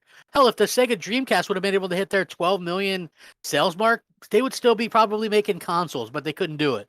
So, we'll sit there and say that, well, the console sales don't matter, this sales don't matter. Of course they matter. Of course they matter. They do. So. I want to get into a few things. There's a few topics here, and I really want to talk about this. So this kind of goes back to Summer Game Fest, but it's its own entity in a sense, because the one thing that we did find out yesterday was, and if I'm saying it wrong, guys, please correct me. I think it's Deviation Games, and that's a bunch of developers. Are those the Treyarch, former Treyarch guys, and a bunch of other big time multiplayer. They got Coalition, Treyarch, right? a bunch of different ones. So Duty devs. But the reason this really struck with me wasn't just that, because if you go, well, Mooch, there's that, but we don't know anything about it. That's true. But then there's Firewalk Studios. There's what they said, of course, which is right. But what do you guys? This is a big push, and now we know that Naughty Dog is also doing something very big in the multiplayer space as well. Whether that be Factions or another standalone multiplayer IP. It's Factions. It is, absolutely. But I definitely want to say that I think that this is interesting, is it not? Because now Sony's big critique is, hey, thanks for these amazing, absolutely amazing single-player games, but can we please get some multiplayer games? And now you see a focus, and they're going big time. Go ahead, Greg. Yeah, you know what it looks like they're doing? It looks like they planned out. Well, they planned out, maybe, okay, bro. well, here's our releases. Here's when we have this tentatively scheduled to release. Here's where we have nothing. And we need to fill in these gaps. What can we do? Right. Oh, here's what we do. We go and contact these other companies and get them to make exclusive games for us instead of making our fucking fans wait 645 days for a AAA exclusive. How's that sound? That's a goddamn genius move if I've ever heard of one. It is. Imagine not having your fans wait at launch for Xbox exclusive all the way till now, 8 months into a generation, and releasing like no first party content. Like that, Sony is doing the opposite of what Microsoft's doing, and I goddamn love it. I tell you what, the way that they so outsmart what Microsoft's got all that money people talk about, right? All that money. This is Microsoft's. This is Microsoft's MO, right? This is the 360 era. It's still the same playbook. It's slightly revised, right? It is. It's slightly revised. Yeah. It's been changed a bit, but this is what Microsoft did in the 360, and it worked. It worked. Keep your fans happy. You should not have, when you're selling people a product, you should never, ever disappoint them. Well, waiting, like I'll be honest with you. You guys know, and it's probably because I missed dinner, so I'm starving to death. You guys are going to get a couple of restaurant references here, and I apologize in advance. But I got to be honest with you. What's the number one? Well, I shouldn't say number one, but it's a top 3 thing. You go out to dinner. I don't care if you're with your better half or you're out with a party with friends, and the service is terrible. And I don't mean terrible like it takes forever, no refills, your drinks never get filled, the waitress or waiter never comes back. And you're like, this sucks. I'm just waiting and waiting. I got no food. I got no drink, right? I'm looking for, where's my bread and pesto? I'm starving. Nothing. But at the same time, okay, this is the same situation that Crap's just giving you with the console. I'm sitting here right next, you guys saw, I took a picture of it, put it on Twitter the other day, got my Xbox Series X, and I do use it quite often, but I use my Series X for Warzone, And people go, Mooch, you have Game Pass, you could play other games. I understand. But those are games that I either already have on Game Pass or games that probably don't interest me very much. And that's a me problem. I'm not saying that this is a you problem. This is a me problem. But I'm sure there's other people probably right now that are big-time Xbox fans that are kind of nodding their head going, I don't really want to agree with him, but he's kind of got a point. And that's the thing. It's the waiting game. And that's why I kind of like what Sony's doing here is they got their own first party doing what they're doing. And at the same time, don't rest on buying something that a team that hasn't started at anything in 2 or 3 years. And don't get me wrong, like Microsoft stuff's gonna be great, but it's gonna be a while, and it's just like you're almost gonna get like a year. Right, that is true too. Who said hopefully? I want to say. Jez, thank you for saying that, Jez. Thank you for saying that, because that was the one thing I've been saying the past few weeks. The thing is, Mooch, because people always go, but crap, you say you're excited for the Jade Raymond game or the former Destiny people's game, right, or this game, and I'm like, you don't understand. We just got Ratchet and Clank. We're probably going to get Horizon this year. We got God of War coming next year. We got Forspoken, Final Fantasy 16, Gran Turismo 7. It's that shit after that to know that there's not going to be these huge lulls, these huge droughts of games.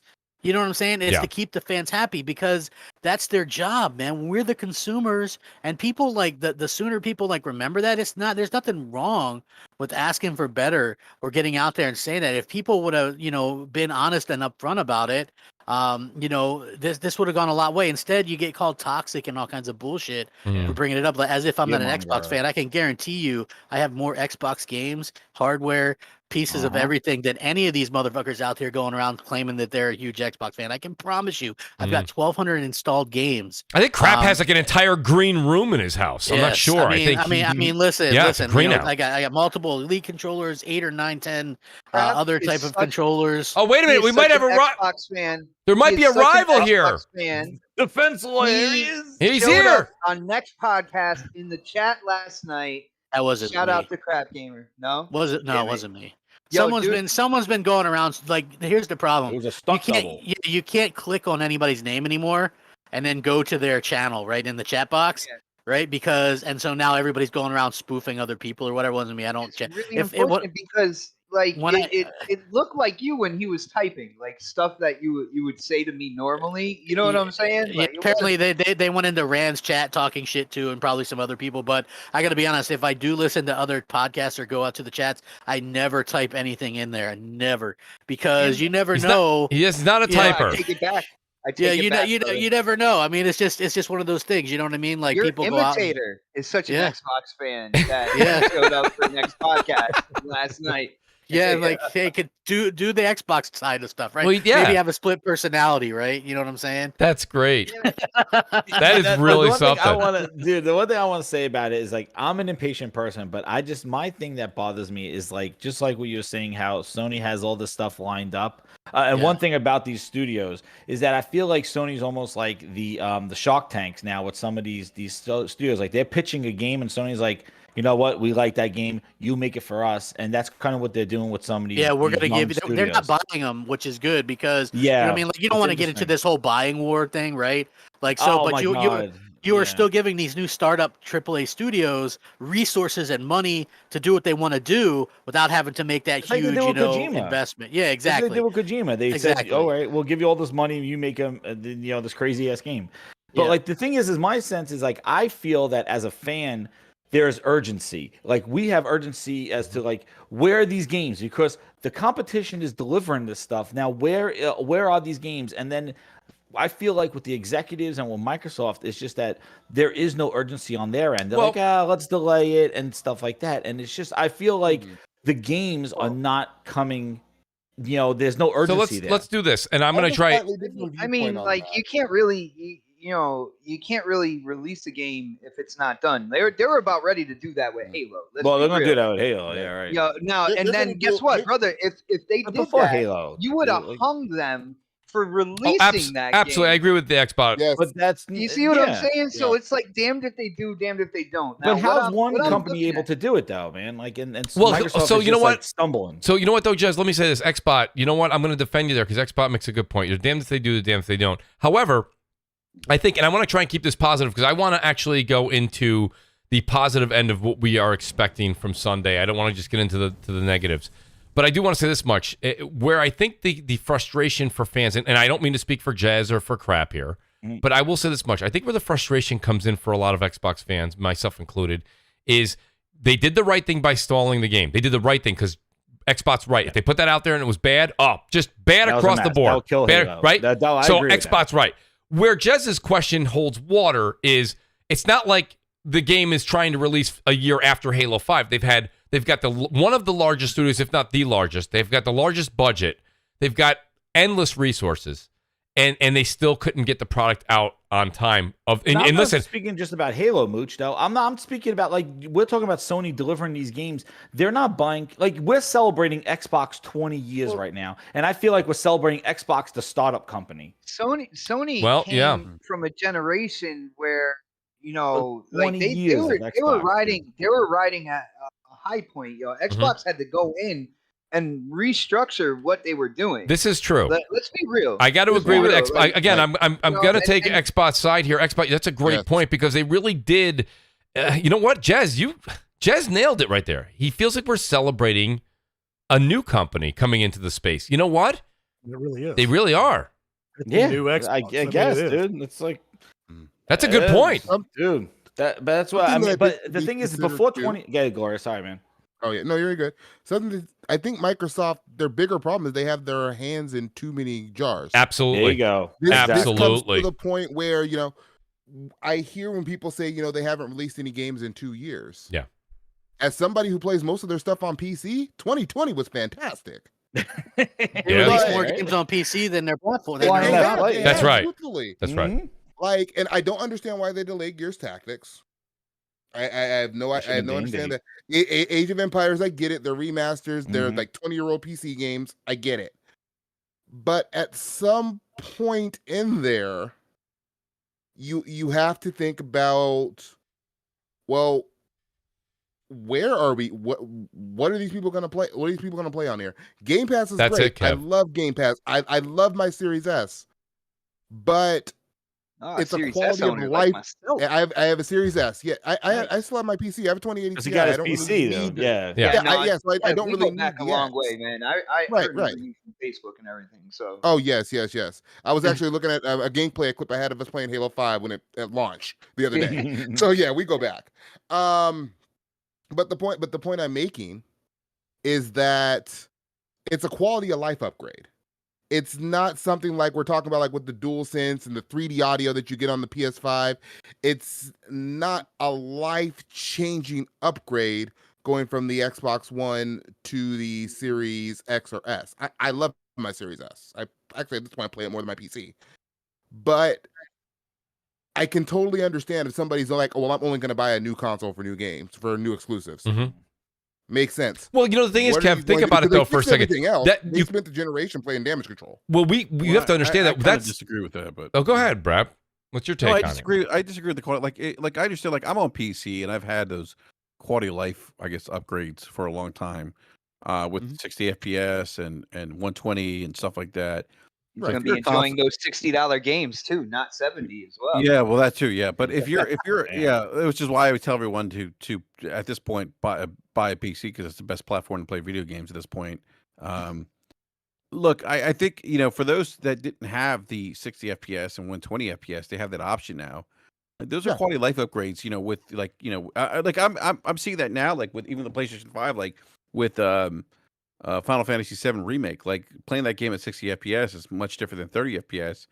So I think that if you don't have a PC that's capable, and you came from an Xbox One, and now you're getting Xbox S or Xbox Series X, you're still getting quality of life upgrades. Yeah, sure, you're not getting the haptic feedback stuff, but you are getting something.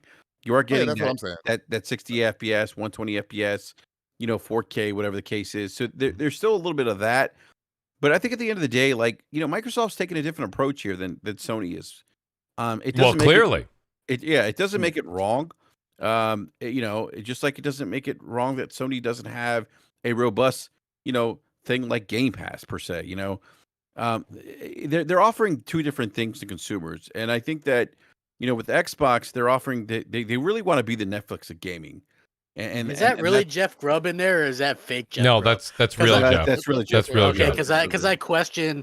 I'm not saying that it's not. I'm just saying like now that like people are spoofing my ass. Yeah. Like you have to imagine. No, like, that's Jeff. Easy. You have to question it all now. This was a real. This was like I'm telling you, like this is a real. No, it's thing. happening. Like this No, was it a big is happening. problem with YouTube early on.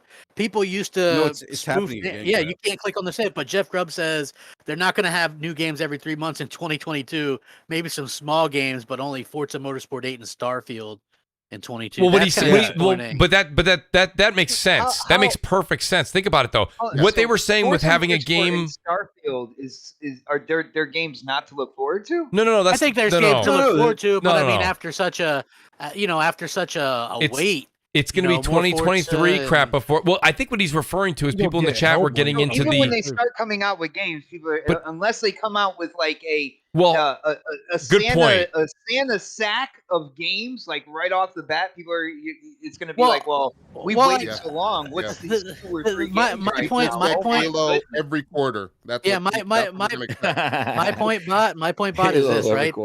For 10 years, people have said that they've relied on Forza, Halo, and Gears too much, and the last games we've gotten were Forza, Gears, Halo, and then another Forza supposedly next year. So I mean, yeah, like again, like I think people are waiting for that new stuff, and so understandably they want like that's what I'm waiting for too. Like Starfield, hopefully that's great. Right. Like I'm hoping that that's a great game. I hope that it comes out next year.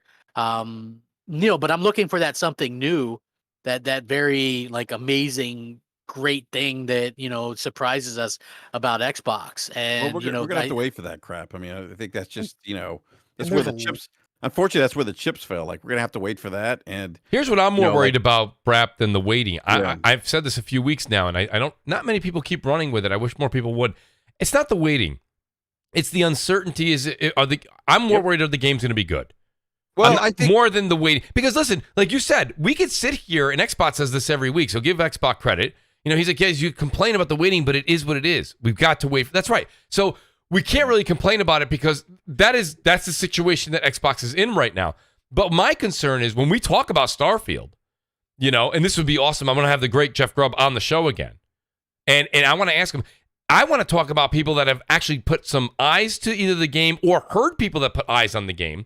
Because I want to know that this is a game that I'm interested in playing. Not just me, but maybe the entire community is interested in playing. Because if it's more people playing it, it gets the hype up. Maybe it's a multiplayer. It has a multiplayer aspect to it. Yeah. Whatever. My thing, you know what I'm saying, Brad? I'm not going to sit here with you, Brad, and complain about time. But I want to talk about the quality. That's a fair question. But I think with Bethesda, though, Mooch, and I just said this on Brap Wednesday, which was a great show, Mooch. Thank you for it was a fantastic show. Thanks for inviting me. But I said this on Wednesday, like, I think if we look back, maybe 2 or 3 years down the road, we're going to look at Bethesda as being the acquisition that really kind of turned things around potentially for Bethesda. I mean, not Bethesda. For Microsoft. Yeah, absolutely. More so than the other studio acquisition because, Bethesda has a pedigree. They have a culture in place that has a history of making games that have been Game of the Year contenders.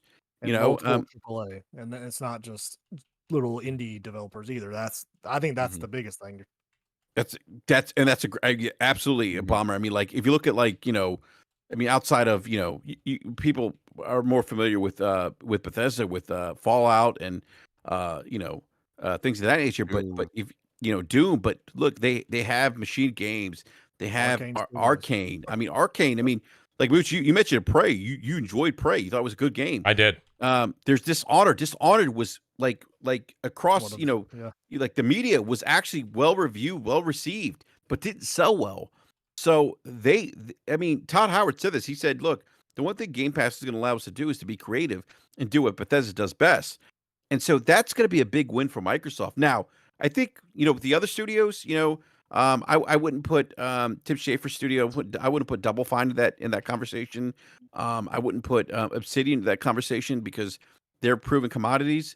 But some of the other studios for sure. Dude, Yeah, I love there's questions there. I love Double Fine. Yeah. Yeah, I mean, I think I hate to say this, but even 343i, which has Halo, unfortunately, there's questions there. And there's certainly questions with some of the other studios. But it's going to be interesting, I think, how. And I really think Bethesda is going to have a big impact in terms of the cultural change, in terms of quality. I think Bethesda is going to have a big impact on the show that's coming up in a couple of days. I think Bethesda's the killer. Why the hell do you carry think it. they called it the Xbox Bethesda Showcase? I mean, sorry, but if you remember Bethesda, they're carrying the show. They know how to make a decent show. Let's be real. Like, I don't know if you guys are getting not the complexity, but the depth of what Brap's kind of getting into. I think what Brap's saying is that the reason that Bethesda with this whole deal, and again, I'm speculating on what I've read, okay, is that they actually wanted to be their own separate piece on purpose. Yep. And they don't want to be engulfed with Xbox. They don't have to follow everything Xbox does. And I think with Brap, I don't mean to put words in your mouth, but I think me and you've had this discussion offline a couple of times. Yeah. I think the point of the matter here is that Bethesda is going to slowly kind of dictate how things are presented, how things are rolled out. They're going to use their practice because it's a winning formula for the most part. And Xbox clearly hasn't had that winning formula. So when you go to acquire a team like this, you get more than IP and developers, right? You also get their business, their marketing, their staff, their talent. Yeah. Full talent. All their everything. They could use that. So use everything, right? It's like, it is what it is. You use every part of what you've acquired, and that's getting every bit of your penny's worth. And believe me, $7.5 billion, let's get all the pennies you can get out of that. So hey, over 500 watching, man. You guys slap the like button. Oh, yes. Thank you, Crap. Thank you. Let's go. Please. Guys, shout out to Tyson. Tyson Webb says, slap that like button. I appreciate that. Ola Mocha says, basically, R2, L2, half tap gives the DualSense 2 more buttons. And what Halamoka is talking about is on Ratchet and Clank, every gun, or not every gun, but many guns, as you pull back halfway and depress the buttons slowly, you get 2 different variations of gunfire. So shout out to Olamoka. I appreciate that. Do you like the Pixelator? I love that gun. It's absolutely. It changes the audio of the characters. Absolutely. Man. And they still fight you as pixelated. Then when you hit them, it's funny as hell. Go flying and they stay in the ground. It's pretty. I love the sound effects. Yeah, it's funny as hell. It is so cool. It's great. Carlos Crespin saying, but crap, how could RDNA 1.5 for the win? So, Carlos Crespin always. Listen, we could get into that. Look, they have RDNA. You saw my research. It's custom. It is what it is. It could be, it could be custom that with some stuff that they could help it perform and better in some areas. You know what I mean? Than what people could even suggest. So the fact of the matter is, for the price and for all the hype that the Series X got leading up to it, and 7-8 months later, there's nothing that we've seen from any game to suggest that there's a huge gulf in power difference between these two consoles. Yeah, until like I said, as of right now, Crap, I'd agree with you. Now, when the Xbox does start to put out their first party games and they utilize the true power of the X, we'll see. We'll see. The main thing that I have to say that I love about PlayStation. Listen, Ratchet and Clank is a game they built for the PlayStation 5, not for PCs, not for a PS4. You know what I'm saying? Like, again, Microsoft is going to have to make a game for Xbox One from launch, Xbox One S, Xbox Series X, Xbox One X, Xbox Series X, a PC, mobile. No, we're not. Just remember something. If they show Forza Horizon this Sunday, All right, please do not be like, well, racing games are easy to go in graphically, because when Right. it comes to Horizon, it is an open world Mhm. game. Right, that right there. It's not a closed track. It's not motorsport. It's not that game that has been known to be the graphics kind of like trophy for a new generation. Yes. Usually it's that closed circuit racer. That's not what Horizon is. Horizon is an open world racing game. So if that comes out and that looks absolutely stunning and they have it running on the Series X, I don't want to hear, well, it's You think a that's their racing big game. surprise game, Xbot? No, that's not a surprise, dude. So what- how- see, so No, now listen, what it I would hasn't expect from officially her, been announced. what It I would hasn't- expect from Horizon is that they add motorcycles, they add more vehicles, they add different, they blow it up, and make this. Don't make it with Seasons Part 2. Like, we need. Let's expand this thing. So Horizon needs to go big. I think they need, put boats in the goddamn game. I don't know, do something. Yeah. But change it, make it bigger than what it is. On the call level, on what it is. I think it'll be grander, Jez, than what we've gotten. But I don't think it's going to be what you're talking. I think it won't be as But you big guys- as that. Well, let me get out of the call and walk You guys around. got to remember God damn something. I think with Xbox, though, I hate to say this, temper expectations. I think if we look at the model, their business model now, and the fact they're putting games on PC, and we look at the PC ecosystem, they're just looking at, I think, these consoles as, if you want the best graphics, you want higher FPS, we have a console for you. I don't think it's a matter of, and right or wrong, you may be, for this or against this, but I think, it's not a situation where it's, You're not trying to reinvent the wheel. Well, no, it's not that. It's that we're not going to design games specifically to take full advantage of our new hardware. It's if you want better graphics, because graphics do scale. If you want higher frames, we have a console for you. That's that PC mindset. And on top of that, it's also getting people in the ecosystem. They don't want to leave people behind. They want to keep people in the ecosystem, because that reoccurring revenue is going to make them more money than that one-time sale of a $70 game. And that's what Microsoft is going after. And so, at the end of the day, if you're for that, great. If you're not, there's other options out there. There's Nintendo and Sony, but that's where Microsoft's going. And do you think we're gonna hear about acquisitions on stage, or no? That'll be something we hear later in the week. One or two. It's become I think we might. I mean, I know that's the whole rumors. Let's Like, get 2 or 3, excited. but I hope not. Like, You're I gonna hope, see that. We're I hope gonna they see just that talk more. about games and just be Get done excited with it. for logos again, guys. Yeah. Well, Well, I'm I- worried about what the acquisitions from 2018 are going to do. Jesus Christ, we're going to get. well, more. that's No, the thing. I mean, that's the problem, like- that's their MO though. That's where they're going. It'll They be want 50 to before any of this they shit want to comes make they out. want to make Game Pass and Netflix of gaming, and you do that by acquiring IPs or studios. And that's fine. That's fine. And putting However, content That's in making there, people which they talking haven't about You're done. at a that too. show, like, I'm sorry, this show right here is it just needs to show games. I mean, Yes, just gameplay. like we've talked about Come for on. forever. Show gameplay of these games that should be coming out, studios that we haven't heard shit from, that should be already in the ends of making their game, whatever it is. There's tons of studios that we haven't heard of, like at least 7 or 8 of them that nobody knows what they're making.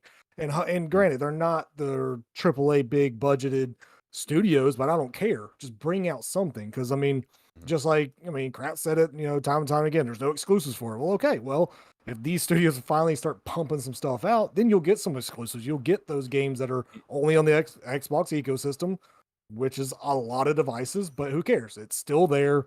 You get it. If you only own an Xbox, then guess what? That is your exclusive. So that's per customer basis. But these games, they just have to come out and show out. And yeah, there's going to be a couple of games that are only using the power of their bigger, the X. Please and the show some Series S. gameplay. That's all I'm asking. Show some and goddamn I gameplay. didn't say will. I mean, I like they're still going to show freaking in-engine So trailers, because that's just what. That's fine. Unfortunately, That's just fine. Just like Battlefield did. Right. They're gonna show some of those. That's fine. They're not ready to show the gameplay Right. yet, but I believe That right there, We'll have something. Bomber. And I was agreeing with you when it came to the studios that they didn't show anything. But when it comes to an E3 show, everybody's talking about, I want to see gameplay. I want to see gameplay. Yes, I want to see gameplay as well. But a show is a mix of, CGI trailers for what's coming down the line later on, and Right. let you know that, you have an investment here that, 3 years down the line or something, even if it's just a title mixed in with games that are coming out sooner with gameplay. Like that's what I want to see from this show. I want to see a mix of the gameplay, and I also want to get teased with what's coming in the future. And that's something me and my brother K Mega argue about all the time when it comes to these types of shows, because he just wants what's coming down the road in 18 months and gameplay. And I'm like, no, dude, you gotta give the whole kind of like the whole dinner table here. You know what I'm saying? No, Xbox, you're right. I agree. They But need a roadmap. we need a this- roadmap moving forward. Like Jez, but the thing is games they need to roadmap. show something, and I think that if what we're hearing that the Starfield is going to come out later end of, I think even Next year. Jeff Grubb has Next said year. it, and I think Jason Schreier has come out and said it recently as well, that it's coming out the end of next year. Here's my thing. When a game is a year away, there's absolutely no reason at all that we shouldn't see a decent, they should be working very hard and diligently, which I believe they are, to show off Starfield is probably going to get a solid 10 minutes, maybe 15 minutes on stage. I think that's going to be the carrier. And Yeah. we need to. Also, we need some Absolutely. release dates. We need at this point. It's been years. Yeah. Yes, it's time for some release dates. It's time for I need Xbox to do at least 3 or 4 this fall. I'm not saying I Not really just care about for these games. big games, but at least like two big games and then maybe an indie. But dude, they have games that they announced that just dropped off the face of the earth, like the CrossFire stuff, the Scorn. And not saying that these are games, but at least Oh, you're gonna you're gonna see a lot of the Scorn, boy. I'll tell Yeah, you. No, I Flight hope Simulator so. coming to Scorn. Xbox. Yo, dude, I heard. I was You're gonna seeing get your people Scorn, doing Phil. things- Sea of Thieves is Yeah. gonna be at this show. No, Sea of Yeah, Thieves no, doesn't want yeah, to definitely tweet, Sea of- please. Not this show. Sea of Thieves, 90 Sea of minutes. Thieves for Xbox and for Microsoft. It's an active player base that it's Tweet it. season based. Tweet. It's big for them. Tweet. It's big for them. Tweet. and It shouldn't will be on there. the E3 stage though. Tweet, I don't not care 90 what it minutes. is. Not If picking up 90 Sony can make minutes. announcements of Tweet. getting exclusive deals with these new studios, then Microsoft should do that in the Xbox Wire. I think Xbox Wire Yes. is definitely set up better for something Tweet like it. that. Again, it's like, look, unless like Psychonauts 2, right? I got a Tweet. feeling that they really think that this is a big deal. And I get people like Psychonauts, I guess, but I mean, this is a multi-plat game. Like, are people really like clenching or getting a release date for this game? Like, holy shit, this People is like the asking best for thing. I mean, Psychonauts 2 when the 360 Oh, I can't wait for came out. Psychonauts too. I think it'll be a good game. I think it'll be a good game, but I'm just like, it's not a E3 closer or something. You know what I mean? Like, I certainly hope It's not. E3 closer, Absolutely not. Yeah, I It's like, do we even really need to Game see from, it? like, We saw. studio that's been in what they've Wasn't been that the only developing thing it we for saw? 6 years. It's like the only thing we saw gameplay of last year was Psychonauts 2. Do we need to see more of it? And Halo. Yes. And Halo was on PC. I don't know what Psychonauts is on. Probably PC, but yeah, like we have yet. Like it's so weird to me that they haven't shown anything really running on their own Xboxes, right? Like it like that's so odd to me. And again, even when they updated stuff at 343 with Halo, they're like, here's this super high end PC. And we're going to show you this. And then if you looked at that brute, it still looked really cartoonish. You know what I mean? Like I hope that we see Well, like that was concept art, I think. Yeah, No. He's talking about still. It was PC, a frame shot. that Yeah, it was a widescreen. shot. Like they only showed. the They widescreen only, support. they only geez. showed like the PC screenshots. Like I hope that they go So, all out with this. Like Crap. Do you this think they game should open with look- Halo or they end with Halo? Well, I guess it depends on how it looks. If that game doesn't look like a million times better, They'll open. this game isn't like it should open with it. I guess. I think They they'll should open with it. anyway. I think they because should. Yeah, I do They too. opened with it last That's year. the question on everybody's mind. Like, honestly, Starfield is on the back burner when it comes to Halo right now. Like, Halo has to hit, and I think Yeah. they'll hit it right, and then they'll say, "Hey, beta will be open 2 weeks from now." Boom. And Yeah, everybody will and then they got to hit with that release date for that too. You know what I'm saying? Mhm. Whenever that may November's be. not November. November. Yeah, yeah. But I always feel like, and this used to piss me off a lot, I right? heard it from Master Chief himself. We- Like, Oh, we used- damn. Oh, Steve he said Down. Oh, damn. November. Well, it's so funny because I remember when we used to do like BGST before E3s, and they would ask Phil Spencer, "Is there any big exclusive that you're hiding in your pocket?" And he'd be like, "Oh, I don't know." And it was always a Forza game, right? And It's then like he we unzipped knew. his pants. Oh Yeah, shit! exactly. Oh shit! It was like we knew Forza was coming, right? Like we know Forza Horizon 5 is probably coming. Cool. I'm excited to play that. But that should not be the surprise this E3. You know what I'm saying? Just because Yeah. we don't know it. So I really do hope that they have something that we don't know about that maybe hasn't leaked or something, and that they just go out there and just say, hey, this game's coming. Let me say I real hope- quick, I hope guys. they show a little bit of Avowed, to be honest.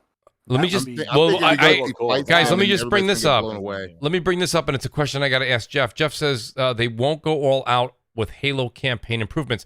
Jeff, I have a question for you. If you can answer it in the chat, or you're always more than welcome to join the show. They're gonna show multiplayer. I know they're going to show multiplayer, but Jeff, are you saying they won't go all in with the Halo campaign improvements because they need more time, or just they want to show off the multiplayer only? They're kind of putting their hands in the air with the campaign at this point. I'm curious to what the reason is for that, right? I remember hearing him say, I think it was the more time that they needed. Like, they're not diverting development time to get a demo ready. That's what I think Jeff said that, or somebody said that. The Mooch. That- I heard. Man. I heard you don't. I heard the campaign's going to be about 8 hours. I heard it's almost done, but I heard there's still some problems. But who knows? Are you joking? 8 hours? What? That's what I've heard. Yeah, about 8 hours the campaign, and that it's pretty much done, but there's still some issues. But that's all I've heard.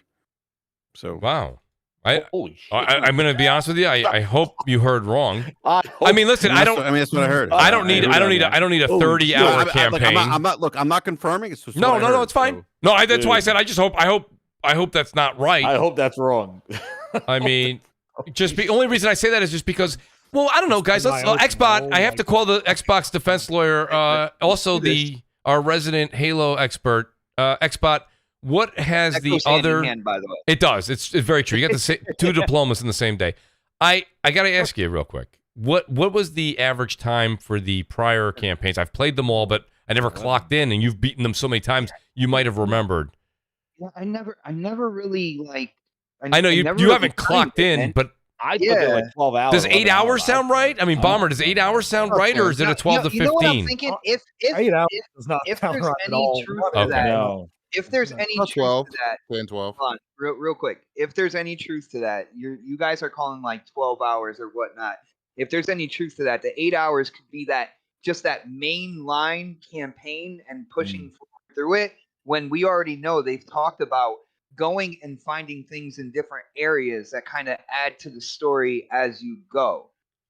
Not necessarily side missions or whatnot, but exploring like old like forerunner structures that there's something going on there that's adding to the story, and possibly things to upgrade your Master Chief as well there. So they might not be including any of that stuff. Straight line from point A to point B, straight line. You could do it in 8 hours. Maybe that's what it is. I don't know. 8 hours at launch. Ship the rest later. I don't know, but when it comes to Halo, man, like every single mission to me has its own kind of like characteristic and stuff that like I replay over and over and try to do different things. Like Jesus Pina in the chat, he says it's DLC then. So shout out to Jesus. Well, he's kidding. I would expect it to be longer than 8 hours, all right? But the thing is, and this is what people also have to realize, and I don't know why this is so hard for people to kind of like wrap their brains around. You're going to get a story in Halo Infinite, and this story, it's going to be a complete story. I think the antagonist is the antagonist for this story is that general that we saw at the end of the gameplay. Of course, you got Atriox the guy there. from Brute Force. Oh damn! Oh yeah, that's Brute Force. Wow. But and then they got poor man Joel. You got Atriox there. You got his army there. You have Cortana there. They don't have And Atriox the though. thing about it is they're gonna keep putting out story and stuff like that. You're gonna be getting sequels to Halo Infinite just as add-ons. Like Destiny used to do. Oh Yeah, that's Like that's a great. Destiny. That's, a That's great what way I to say it. expected too. It's a great way to say it, man, because that's exact. I think that's Well, exactly Destiny was what it super incomplete though. yeah, exactly. That's not a great model. Yeah, launch it was. Both of them were. But you look at it now, and there's so much content there. There's so much story there now, and that's probably what they're building. Years on. later. Oh yeah, I mean, totally agree with it. That's Well, This that's- game has been in That's development for good. six Here's- 6 years. Here's the other thing, Kev. I like where you're going with that. I like where you're going with that, but my only concern is when you look at the team at Bungie, and like you said, the way that the game launched and where we are today, you do remember, if I can bring everybody back, Rift in time to 12 minutes ago, when we've said that here's 343 with the most money, the largest studio, and they're having a hard time over there. And that's not me being down on Xbox or 343. Multiple reports have been out in the past 12 to 16, 18 months reporting issues at 343. So, money can't instantly be a band-aid, though. That's correct. Like, Xbox, you're right. And that's why I said that I'm talking about pure talent. And what I'm saying is Bungie, you say give Bungie time. Well, they've earned it. They've had time. They've had time. But 343's had time, and they're asking for more time. The main thing that I would question is this. Okay, so the game is $60. Okay, just for the campaign. Yeah, like basically that would be the thing. So the multiplayer is free to play. If the campaign was 8 hours, people bitched about Miles Morales being $50, and that game took me about 14 hours. Well, Pat, I don't think we could gauge anything by your time of play on that, bro. Well, I'm just saying, like, Mooch, how long did it take you to play through that game? I mean, what, Miles longer Morales? than 8 hours. Yeah. Yeah. Go and find every backpack and pigeon. Well, I'm just saying, dude. This is just what I'm saying. Wait, Expo, why are you downplaying the hours that he put in there? Because like 3/4 of it weren't anything. We're talking about like the core game campaign. Well, no, like I said, he'll I don't do a bunch of side quests, by the way. I'm smelling a lot of seaweed. This sounds like Sea of Thieves, Halo of Thieves. Yeah, holy shit, the seaweed's coming. Oh through my the god, microphone. That would be coming up. That would be bad. Listen, I'm gonna hold off judgment until. As long as we finish our Krakens, okay? That's right, Kev. I'm gonna hold off the body yet. I'll hold off on judgment until we actually know. But you know, like, listen, I expect big things from this game. They have the world's most powerful console, a game that's cost allegedly upwards of $500 million or more. Thousands of developers working on this. New game engine. If this game isn't, if this game isn't balls to the walls, fucking gorgeous, the best looking thing I've ever seen. You know. I think people would have a right to be a little bit this. It's gotta be. It's not going to be the best looking though. It's the world's most powerful console. I've seen some gorgeous games that play like ass. Is it good? Is the game good? That's what's important here. Listen, I spoke to my. I think it's an equal balance there. That's a good point. Tony is drawing all the hairs on Craig. Craig is going to look like a goddamn Bee Gees. I can't wait to see it. He's been Tony, my insider, has been drawing all the freaking hairs on Craig. No, look, he's going to have the chest hair, the gold chains. He's coming. Yes. He's coming. He's going to look like a chia pet. That's what we need. We need him to look like a chia pet. They doused him in fertilizer. Now, who's the guy? Yes. He used to work at Bungie. He's running the campaign now. Joseph Staten, right? Yeah. Now, there's a couple people that I've heard that have heard, like, and maybe Brap, you're like he's wanted to delay it till 2022. Yeah, no, he does of the campaign or something. Yeah, he's not happy, and he's never mind. I'm not gonna say that, but no, but I mean, like, there's some internal things going on still. Like, he's not happy with what's happened. I wonder why. Listen, Halo. That's what's happened. You can't really listen. His opinion definitely matters, but I do want to just be clear here. He was brought in on the 13th hour, so of course he's gonna feel that way, and you know what I mean. Like, it's not necessarily. Mooch, they did the same thing for Crackdown 3. Right, that's right, Xboot. Mooch, they brought Joseph Staten to fix Crackdown 3. He's like he bring him in. Well, he got it working. That's about. It probably wasn't working well even before he got Terry there. Crews, I guess. I don't know. There was movement. There was movement. 3 maps working. But wait, let me do this before. Listen, all right. So we talked about Halo. We We know we're gonna see some Psychonauts, right? Because that's coming out soon. You're gonna see. Here's my question. I want to get back to the predictions. Are we gonna see anything at all, even if it's a teaser from the Coalition? No, they've got to. No, you guys don't even think the Coalition's showing up? Nope. No. I would be surprised. They got to show something. The Coalition put out a blog post about a month ago. They're learning Unreal Engine 5. They're not making anything for a minute. They made that very clear about a month ago. Okay. They're retooling. They're retooling. I don't know if like I checked the. I know this isn't like the same thing as the Xbox charts, but Gears of War 5 isn't even in the top 50 most played on Xbox, and it's got 300 people playing on Steam. Well, that's why they forced crossplay, right? Yeah. They forced crossplay because there's only 300 people on there. It's like there's more people on Steam right now playing Tell Me Why at 700 than there is playing Gears of War 5. So that should tell you everything you need to know. They are seriously probably going back to retool Gears of War, and they should. Jeff's agreeing with you guys. Jeff's saying no. There will not be a showing from the coalition. But the coalition maybe the coalition may be the first studio that really shows us something, maybe next gen for the Xbox. I think. I know. I said earlier that like they're kind of going PC route. At some point, though, I think they will cut off support. I should clarify that. I think they will cut off support of the OG Xbox. Guys, we are talking about 90 minutes here, focus Brad. on Xbox Series X and focus on Xbox. Guys, they got to fill up 90 minutes. Okay, and Halo for 10 minutes. I'm still holding by my thought that we might see them show off Deathloop and Ghostwire Tokyo at the because those are Bethesda games. The goddamn. I know where you're coming from. If they do, I'm telling you. Like, I think those games are. I'll give you credit. Too. I'll give you credit. They'll be on PC. They're on PC. They are. So why wouldn't they show them? You do have a valid point, especially going by. I think it depends on the marketing deal. But this is Xbox and Bethesda, and it's not going to seemingly look well for Xbox when you have. Oh my God! But hold on. No, but you got to remember. I don't care who you are. Yes. Would you at least admit, if you're a big Xbox fan, if they fucking show these two PlayStation exclusives, and it shows they're out of touch. Stupid. That would be. It's not a good move. Yeah, it's not a good move. You're alienating majority of your player base that you. Let's say majority, but pretty much majority of your Game Pass subscribers. You're not going to play these games. So I would not. You're alienating the people that are watching, basically. Exactly. That's right, Xbox. Well, okay, so guys, play and they show Deathloop in Tokyo. Guys, everybody on this panel, Go ahead, Rob. I was going to say you got to believe there's marketing deals in place already before. Absolutely. Yeah, like you don't talk that have to be honored. So that's I don't. Why they haven't showed it anywhere. That's why it's only been on PlayStation stuff. Beyond the marketing deal too, you have to look at who's going to be watching the Xbox conference. That's going to be the majority Xbox console players.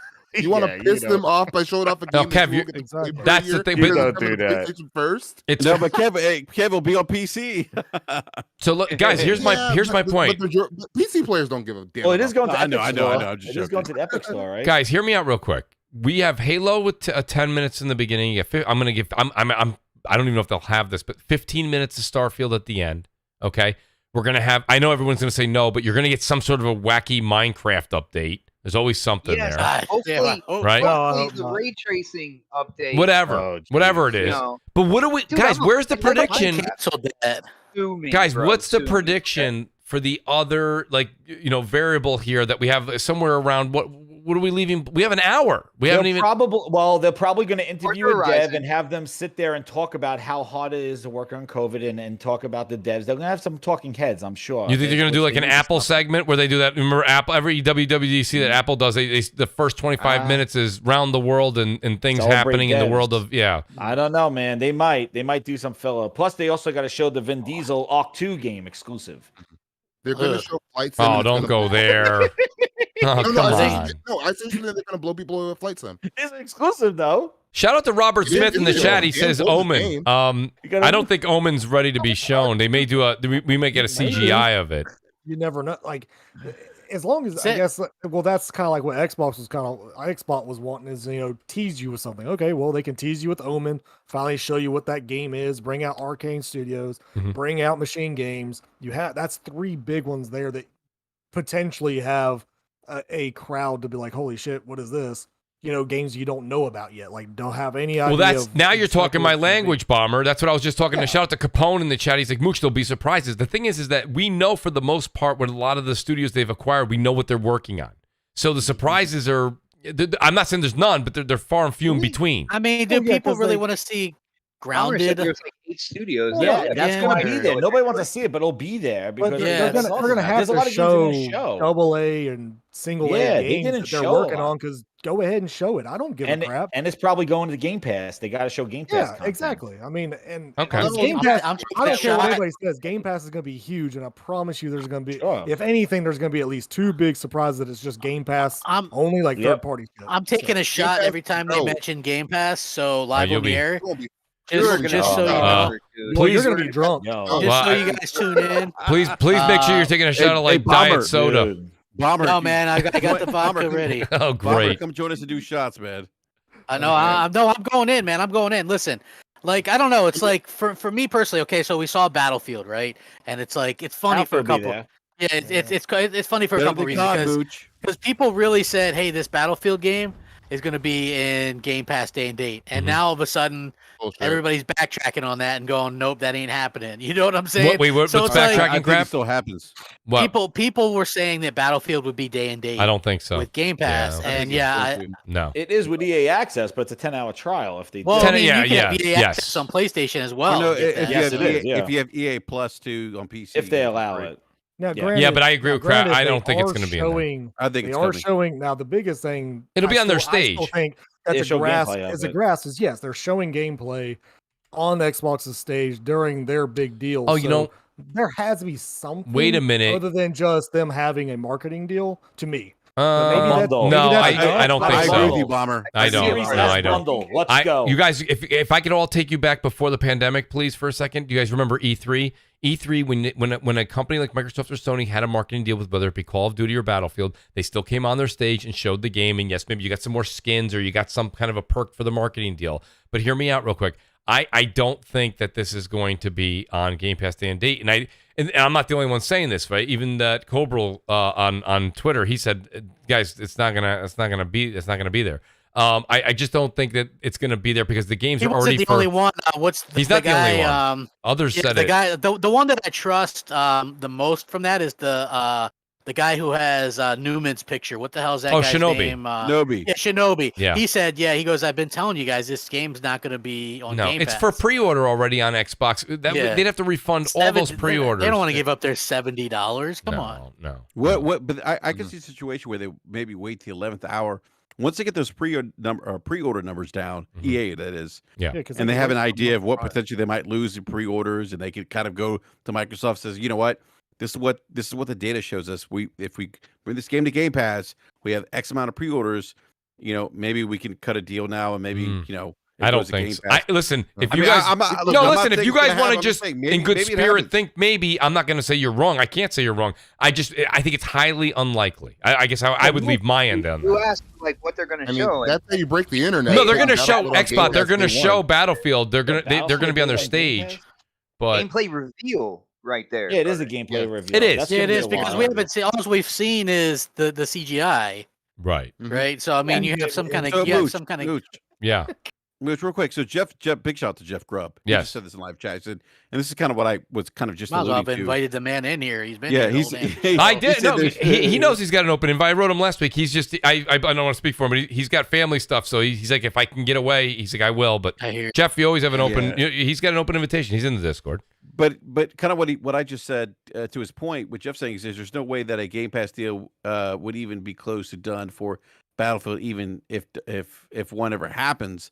And that's kind of my point. Like, I think that, EA would probably look at, they'd want to look at pre-orders, and they determine kind of how Game Pass would impact pre-orders to kind of say, to some Microsoft, okay, this is what this is going to take to get this game on Game Pass. Yeah, that's why I thought those Outriders deals and that MLB stuff was kind of close to when they came out. Like it was a lot of that stuff was last minute, I think. Exactly. Yeah. But also it's like, I don't know, because if you look at it, what is that Scarlet Nexus game? Like that was rumored to go into Game Pass, and those devs quickly said nope. You know what I mean? Like, because what happens is you, like, despite Game Pass maybe doing something for some devs, like I think probably there's certain devs that just need that upfront, money, whatever it may be, and look forward to selling their stuff. That's why they're quick to kind of put the kibosh on that. You know what I'm saying? So a good example of that is look at CD Projekt Red. They like, you wouldn't think that not having your shit on PlayStation would cause that financial ruin almost, but basically that's what's happened. Not having your game on PlayStation and selling on PlayStation caused them to basically lose a shit ton of money, and they're having all kinds of problems. Like, I mean, I'm not laughing at that situation. I'm laughing at the implications. Like, you can't. Sometimes they depend on the sales of these games and the pre-orders, and you got to see where things are at. Now, the thing is, it's an EA Access game or EA Play game anyway, so 10 months down the line, it's going to be free anyway.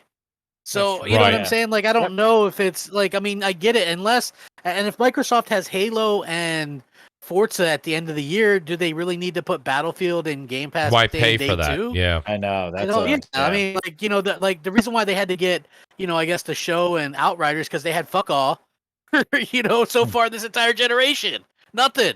And they Right. didn't do So, a I mean, good you have follow up the following month. Like May was like they could have put what was it? The Mass Effect. They could have did Biomutant. They didn't even grab any of those. Like it was just like a one The off. show and Outriders were really good pickups right there. Now, granted, Outriders. No, those are great. They need to continue that momentum. That's- They didn't yeah. actually play. I played But you those can see the thanks to Game momentum's Pass, already yeah. dropped. Like there's even games that came Yes, out like that's the Ghost point. and Goblins Resurrection, and I'm like, that's a great Game Pass game to get because it's got the household name of Ghost and Goblins.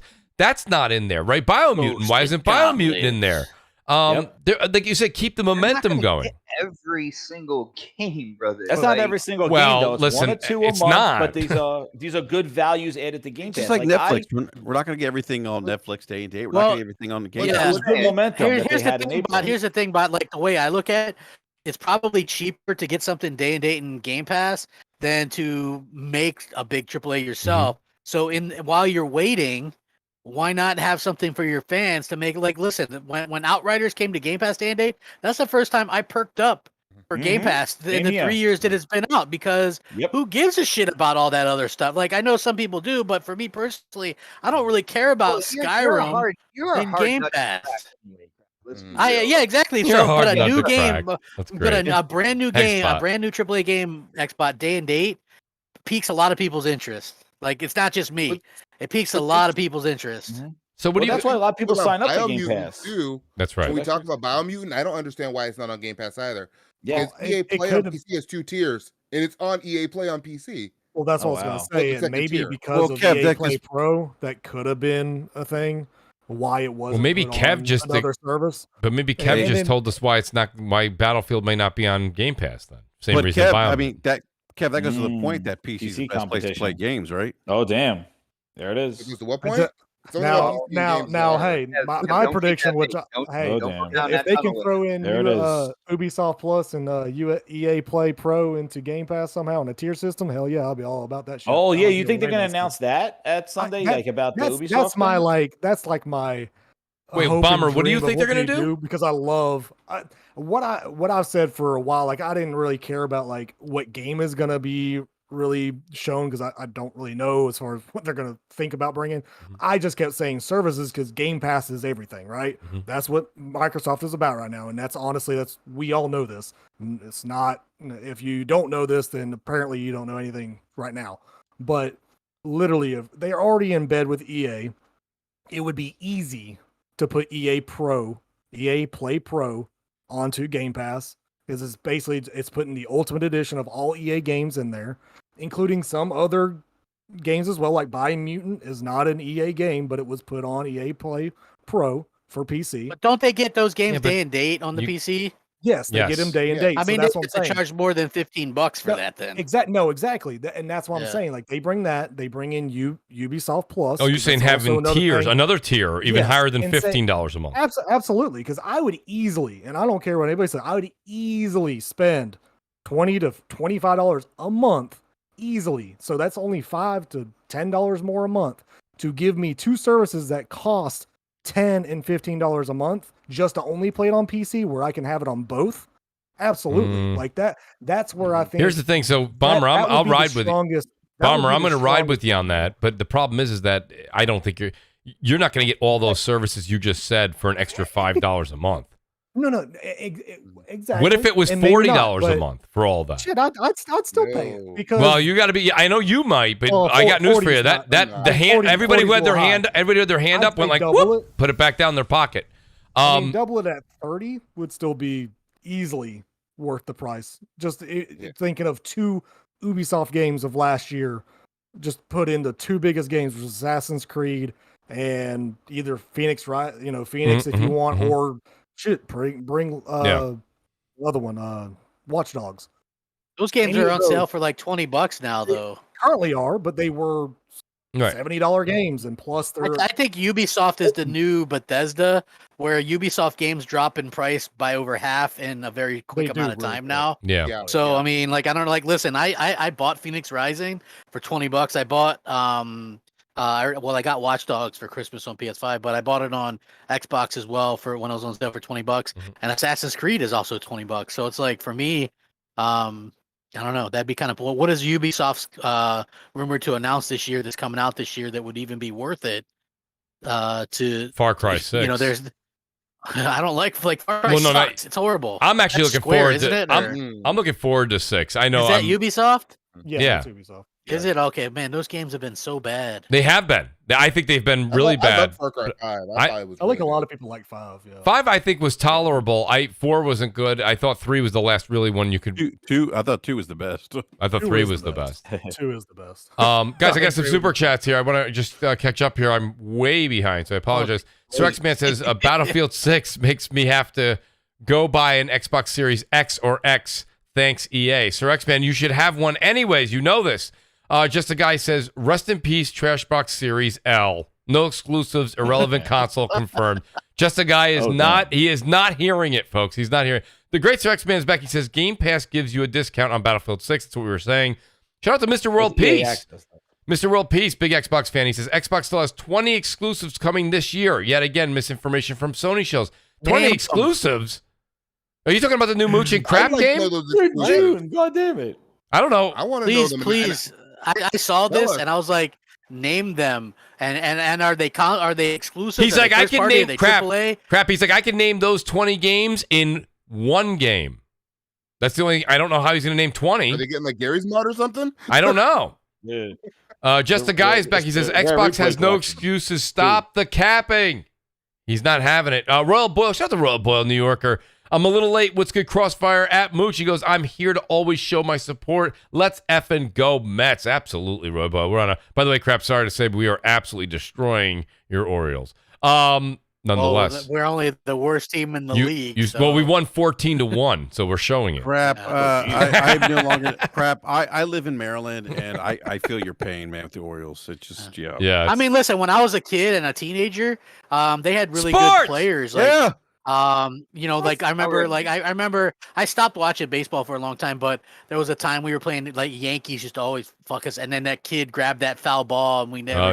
Oh yeah. That was actually Mooch in the stand. That was me. I was just like, that was man, Mooch. like we had some of the best teams, man. It's like you get a free Rafael freezy Palmeiro, pop if you catch BJ a foul ball. BJ Surhoff, Chris Hoyle, like Almar. Yeah, like Sports! So many great players, and you know, it was just so bad that had to happen. Like, really good pitching, because we had, like, who was that? Fucking Jimmy Key, Mike Mussina, Scott Erickson, like, really good Mike pitchers. Mussina. Wow, that's a name right there, bro. Yeah, we had Davey Johnson was our manager. There's almost no way to get gamers to leave a podcast sooner. Keep going, guys. I got a name, man. Jesse yes, Orozco. please. Jesse Orozco, yes, the side armor. Look at it. Yeah. Let's get into the catchers. Let's talk about the relief pitchers next. No, the dislike shit blew up there. What the hell? Pretty soon I'm going to lose Jez. Listen, I'm out of here. Jez is out. How them Giants, Mooch? That's right. They're doing great. They're doing great. Shout out to Gabriel O'Malley. Because I grew up with it, man. Like, it's just one of the. I used to be so pissed off, you know, like when they would lose to the Yankees, man. And I hate that organization. Like, Yankees are up there. Yankees are up there with Patriots and fucking Steelers and, you know. Browns. I agree. Yeah, fuck the Steelers. Yes. I'm gonna bring us back to gaming. Shout out to Gabriel O'Malley. He says 500 million for 8 hours. Phil is extremely deluded. Gabriel O'Malley is not happy if that's 8 hours, guys. Hey, Phil puts out more quality exclusives than anybody. How dare you? More quality exclusives than anybody. Day and date. Come on. He's great. Come on. Every pre-order of Halo Infinite comes with a Phil Spencer doll. Let's go. Did you see those dolls? Those things were real. Preload, Phil Spencer. Yes, preload. Game Pass is the GOAT. They ain't getting $60 out of me. I'm gonna buy it on Steam if it's worth a damn. Like, that's where I plan on getting it. I'm not Game Pass. I've been playing on Game Pass, the app on PC, almost exclusively, unless I can't get it there or on the console. for the Man, that better app is part of, just like, they're 7, gonna 8 fix months. it. They're gonna fix the window. They said they were gonna fix the whole Windows Store. That's like in the They've update been. coming. They said They've that been. 5 years The Game ago. Pass- They should have the Game fixed it Pass- 5 years ago. That game is The gay, Xbox trash. app today is Mhm. a hell of a lot better than it was a year ago. They had to do that Xbox Wait. app because Oh, the that thing- Xbox app? Yes. Yeah. Yes. Well, it was Xbox phenomenal. on It was PC, phenomenal. people Then miss it a lot kind of of it. went. Hey, Xbox Yeah. on PC is an app. It's The just an app. geeky Yes. nerd. Yes. He says 8 hours longer than Mixer lasted. Oh, damn. jeez. Shout That out one to hurt. Mixer. Oh shit. That one Who's hurt. tuning in? Halo Infinite Mixer campaign. was- I'll say that. Mixer- Who's in tuning in terms to get that of- free shit from Mixer tomorrow? Or Oh. Sunday, you know? I Sunday, can't wait. yeah. It It's was gonna a be a good quality time. platform that nobody gave a fuck Gotta about. get those embers. I'll be honest with you, and I know that I say this, and everybody I talk to, everybody I talk to is like, no, Mooch, you're full of it. But then when I actually talk to people that listen, I watch Twitch. I do. I watch a lot of Twitch. I like it. And I'll be honest with you, I went to Mixer, and shout out to Xbot who's here. Xbot would be on Mixer all the time. Half the time, I couldn't hear them. The audio was always messed up, and the video was good. It like crashed. it would crash though. No, Yeah. it did So crash. when It it showed worked, that it was little- good. Yeah, show that little thing. Like, it was fun. Like, I can remember, Mooch, like me and you Yeah. and a couple other people played Co-streaming Friday was the really 13th. cool. We played Friday the 13th, and that was a lot Yes. of fun where everybody could see each point of view on the one thing. Yes. Really cool. But then, it would crash, and it was really hard to get it to work right. And, People you like, know, I just can't kind of- hear I mean, anybody. obviously- There's no sound. Exactly. It was a buggy mess, and I was shocked with the amount of time and money that went into that they had that many issues. And listen, I wanted Twitch to have some competition because it makes Twitch do things. I think YouTube's giving Twitch not competition in that sense, but it's attempting. It's attempting at least. Remember when who was that? A couple Surprisingly well too. Who's that? Shroud and Basic Shroud Gaming? and Oh, Shroud and Ninja, I man. felt bad for Shroud. Straight up, they got paid though, man. Well, they did got get paid. Yeah, that's true. No, I didn't mean the money part of it, but Shroud left Twitch, and literally, it feels like Ninja and Shroud when they came back to Twitch, like their audience didn't really come back. No, they're Well, not the same. they found other people. I mean, and that's the thing about Twitch is, I mean, yeah, you're going to get your initial people to come back to you, but then everybody's like, nah, we don't really like this particular platform. Like, because that's the problem is they just didn't like the platform it was on, like the way everything was. So they just went back to Twitch where you have free sub every month because if you have a Prime member, that stuff like that matters. Whereas you didn't get that crap when you had Mixer at all. So. Yeah, just start a hot tub stream, right? Yes. Oh man, Ninjas in the hot tub. Absolutely. That's the new shit, man. Think about Let's all that. get a damn Imagine hot that tub. with Let's the go. hot tub stream. Think about the startup cost of that. It's about like $18. Let's do this. And what Right? if we get a leak? Holy crap! You know, back I'm in gonna the get in day, there- I'm back gonna in get the there, day, start wetting my beard and everything. I'm gonna do Oh, this. yeah. I'll tell you, back in the day, you said people go a pizza place. That used to be one of the cheapest startups, but that the Twitch hot tub thing or whatever, not hot tub. It's not even a hot tub. It's a blow up pool. No, it's a blow up pool. blow-up Yeah. pool. You know, You're I'm living telling you, off it's the literally line. it's $18 to get your business up and started off the ground. But yeah, I do want to talk about one last thing real quick here. And I know we touched on it with Battlefield, not Battlefield being shown or anything like that, but where do you guys think? I said this with the last Battlefield, so I'm shocked there's even another one. So I said Battlefield has been on life support for a while, and I know that there's a lot of Battlefield fans. Guys, I'm asking you to do me a favor. Take just for a second, just like Doctor Strange when he got hit in the chest when he went to Kamatage the first time. Thank God I remembered that word. But my point being is when he got out and he left his body and he saw himself. I'm asking you Battlefield fans to just leave your body for a second. Think for a second outside the box. This game has to be absolutely amazing, or I think Battlefield really is done. Battlefield 5, Battlefield 1, those games just didn't do well. They just didn't do well. And I'm sorry, I'm waiting, I'm holding judgment till Sunday. But 7 maps, no battle royale, no campaign. It doesn't sound good to me from the get-go, but I want to hear you guys. What do you think? I want to say real quick, the 7 maps, when you look at that number and there's no single player campaign, it does make you like No battle step royale. back and say like what's going on here. But you got to remember the maps, they're going to have 128 players on it. They got to be absolutely huge. And if their trailer is accurate, and if you watch the trailer, it just seems like absolutely everything is destructible. If their trailer is accurate and they pulled that off on huge maps where people are going to war, Yes. one team versus another, Mhm. that right there will keep people playing that game. Let's be real. I think it'll keep their faithful. Will grab the Mooches of the world. Not sure. I think if they do what the trailer showed, and that's my big if right there, and I said this on this podcast as well, because it wasn't gameplay, but you saw the weather getting involved with the levolution and stuff like that. And if absolutely everything there can be torn down in the heat of battle, I mean that gives the gamer a feeling that you don't get with a lot of other games. And with it being multiplayer like that, I think there is potential there for this game to do really well, even though there isn't a single player aspect. Mooch, you know me, man. Yeah, absolutely. I like the games that have the single player campaign with co-op and the multiplayer competitive. I consider that kind of like the full package. So when I first saw this whole Battlefield thing with no single player, I was like, oh, hell no. Right. But then I started thinking not necessarily about myself, but the other gamers out there and what could draw them to this. And I'm like, if they have that destruction, if tornadoes are coming like right around the corner, and if they have weaponry, because it's 2042, if they have weaponry that somehow, some way controls the weather, we just cause Frost style. Starts that weather to kick off and stuff like that. I mean, there are things there that if they can pull it off, and if that is exactly what the game is, I can see it doing really well, bro. I think for me, and I'll try to keep it short though with it, is the problem I have with it is that you only, for the 128 versus 128, you're only targeting PS5, Series S and X, and PC. That's it.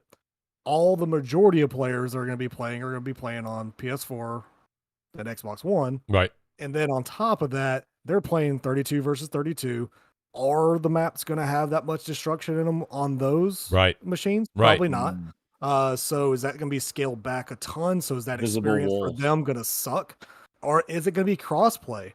Like, are they going to enable crossplay right away? I don't think they do. I think they keep it in-house. And if they keep it in-house, then that's less people overall. And that's why maybe the Game Pass thing isn't too far-fetched. Now, granted, it can be, but I think that, if you're already separating your player bases when you play Conquest. If I'm on a Series X, I'm never going to play with an Xbox One customer. So I'm only playing with Series S and X people. Right. There's not that many of them. I mean, you may have say there's 5 or 6 million of those, of both of those consoles in people's homes. You may have 1 million, a little bit over, that probably buy the game, right? If it's not in Game Pass. So you have 1 million people maybe to play. Is that enough? And that's where I think that's going to be the biggest factor if this game sticks. Plus, the other thing is what else comes out at the same time this game's going to come out. We all know it. It's Call of Duty. Call of Duty and Halo. And Halo, and definitely Halo. And Halo's a little different monster because it's free to play. So I give them a little, because multiplayer wise, it's free to play. So I have no qualms there. It's cross-play, it's free to play. That's going to work regardless. This one, we don't know yet. So until they tell us what's happening on Sunday, I can see where they'll have their legs if all that other stuff actually works out. It's a talk show, so I always like to give my opinion on it. I think I stated my initial opinion. I said I think right now, from what I saw, they're fighting an uphill battle. I think everything Bomber just said was spot on. And I think that I'll wait until Sunday's show until I actually make my final thought on it. But I got to be honest with you, without new modes and without the campaign doesn't bother me. It doesn't bother. By the way, that doesn't bother me. I've said this before. I've said it with Call of Duty. Right, keep the same energy. I'll say it right here. That doesn't bother me. But what happens is when you tack that onto something that's already diminished a bit, like 7 maps. I understand the maps in Battlefield are much larger than Call of Duty, so it's a different world to say 7. I'm not diluting the 7 map thing, but 7 maps, no real true. They didn't really get into any kind of new modes. Like, fine, you don't want to do Battle Royale, don't. But do something else. Bring another type of game mode to the playing field. To just bring domination and hard point and team deathmatch, right? And like, I'm sorry, like you got to come up with more than that. And a tornado, you already know the reason I don't like Battlefield. Tanks, horses falling on your head. Now I'm going to get thrown around in a twister. What do you want me to do? What do you want me to do? I have a gun and boots. What do you want me to do? There's a tank on my head.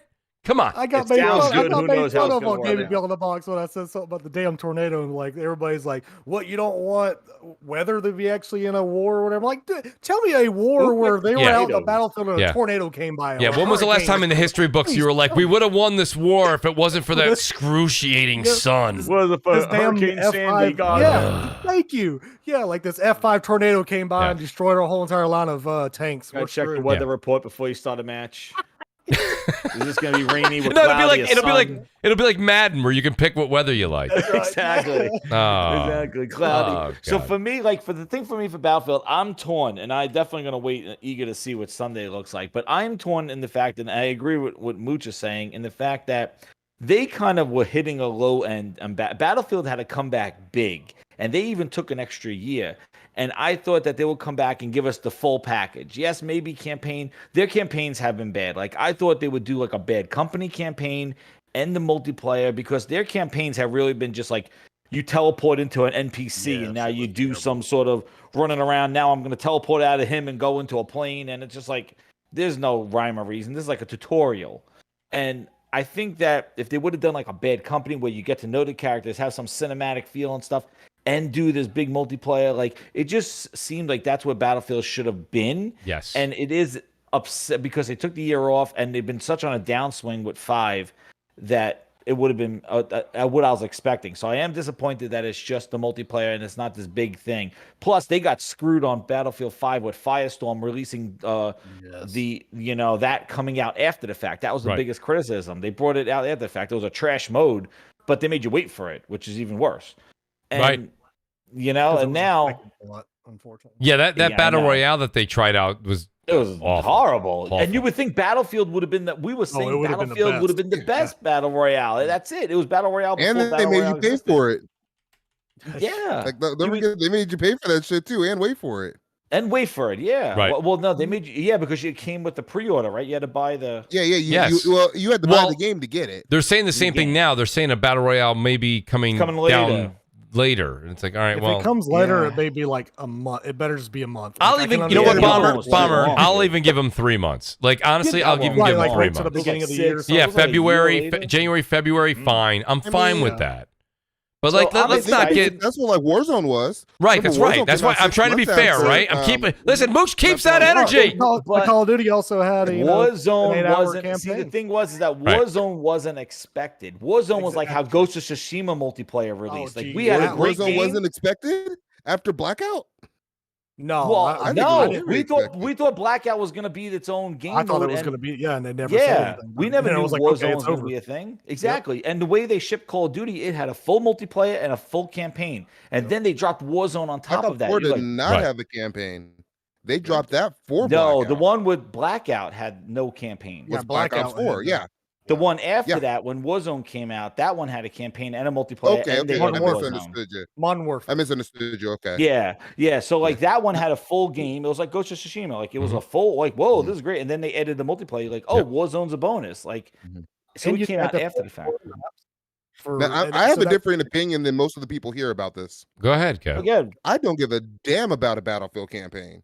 I'm all for it, but I'm also one of those people. I don't see a problem with the $70 multiplayer or a full price multiplayer game. I don't want to pay $70 for anything, but I don't have a problem with a full price multiplayer on the game the same way I don't have a problem with a full price single player game. That's right. But I don't think anybody on this panel has any. I don't have an issue with that either, Kev. But I'm just saying when you can be 60, why are we paying 70? That's the only question I have. But when you actually start to take away things, that's why. That's the only thing, Kev. You know, it's like if you say I don't have no problem with that either. But 7 maps, and shout out to Wapzilla in the chat. He's saying Mooch, they're gonna have new modes. Here's the thing. I'm not questioning Wapzilla. Here's my issue. My issue is they didn't say anything. And we have to wait till Sunday. That's why I'm reserving my permanent, opinion on it until then. Gameplay, But I got to be honest with you, like without modes, and you remove this, and there's no battle royale. It's like, I don't care. Again, I don't care about the 70.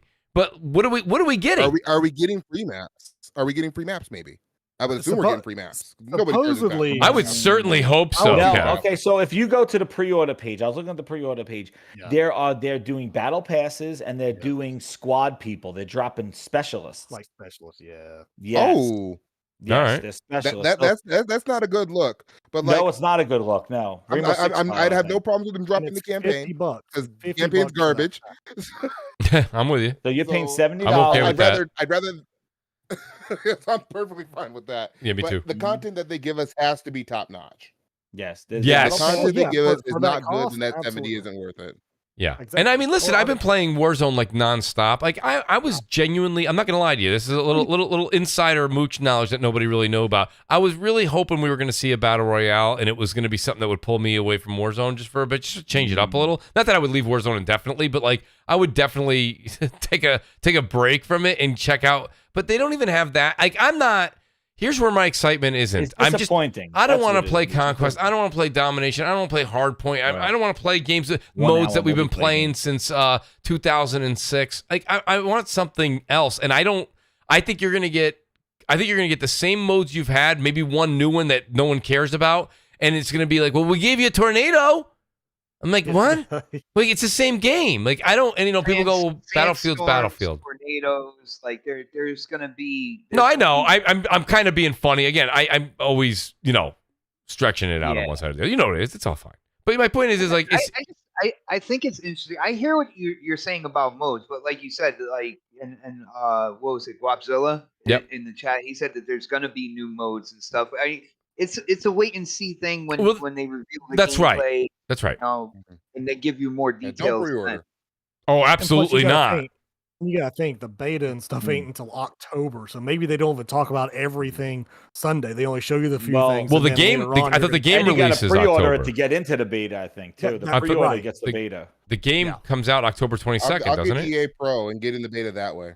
All right, there you go. Right. EA Pro is very good. Well, let me say this. While I have, because we had over 500, now we have 425 people. I just want to say something, guys. We are doing a huge E3 show on this channel. We are starting at noon. It's me, Crap, Brap, and Nova, and we'll be doing the pre-show starting at noon. We're going to do an hour before. We're doing the entire live show. We'll be showing the show on the cam box. We'll have everything there. We'll be watching it and commentating, and then we're doing the post-show here as well. It'll be one continuous stream. We're going from 12 noon Eastern time till 4 p.m. And you know what'll be fun about the channel is also we're going to be giving away games, and we're giving away Xbox and PlayStation codes. Did I hear games? Yep, there'll be games. We're going to give games away, and we're going to give away codes. So it'll be fun throughout the show. Own live stream, but I might tune in just to get a free game or two. Absolutely, Xbot. He's mooching off the mooch. That's okay. Mooch is mooching off crap. Listen, brother, I am the original graduate from Mooch's school. He is. Of mooching. He is. Absolutely. Valedictorian. One of the first one. I numbered all those diplomas. His is in the top 5, I believe. Yeah. So, I want to just let everybody know, please join us. And I think it'll be fun because don't get me wrong. I know a lot of people have great shows and everyone's doing podcasts, but we really are going to do, you just get the opinionated side. It's not going to be one side or the other. I'm going to be right down the middle, tell you how I feel. If I see Halo and it looks good, damn it, you're going to know about it. And if Battlefield comes out and it's just, domination, hardpoint, and team deathmatch and conquer, you're going to hear about it. You're definitely going to hear about it. So I hope all you guys will join us, again, 12 noon Eastern time, the pre-show. And we're going to go straight through. It's going to be one show, 4 hours. And I'm very excited about this. I'm very, very excited about this. We may even have some people popping in and out, too, which I love, by the way. If people write me and they go, Mooch, can I pop in? Absolutely. Coffee maker right next to the computer. Yes, Xbot. Yes. All the way through that. Tons of coffee. And if the show goes south, there'll be a lot of alcohol. Listen, it's not my fault, okay? I'm just watching. I'm a patron. Listen, it is what it is, guys. I do want to say this. I've kept up everybody here until 9:30 in New York. It is late over here, and people want to play Ratchet and Clank. People want to play some Warzone. People want to get out there. I want to say thank you to everybody in the super chat. Actually, I have super chats, so I apologize. We cannot leave yet. I apologize. Emma Parker says, I speed ran Cyber Shadow on PC Game Pass. I found that version has performance issues. I cut down 5 minutes on Steam version immediately. Come on, Microsoft. So I think what Emma's getting into is a little bit more of what we're talking about with the 8 hours. She's saying that basically it's not all about the time. I completely agree with you. She wants a longer game. The Wise Old Gamer, shout out to the Wise Old Gamer, he says, lack of first-party new IP on Xbox shows me how damaged the brand was under Donnie D. I'm usually agnostic, but now I'm starting to see Crap's point. You know, I got to say one thing before we do go. I got to say this much. I personally do not blame Donnie D as much as everybody else does. I thought he had a winning mentality, and if you think back to the 2013, and I think Jez will agree with me here. I'm interested there with Kev. 2013, 2014, Xbox One had games. You know, they had games. And they deals, were Titanfall, Rise of the Tomb Raider, 6 month or years, right? They had deals in place to lock games down. Dead Rising 3 made a deal with Capcom. Listen, Donnie D, if you guys want to blame Donnie D, go ahead. I don't blame that. I personally am not in that camp. I don't think, you know, was he a gamer? No. He was a suit.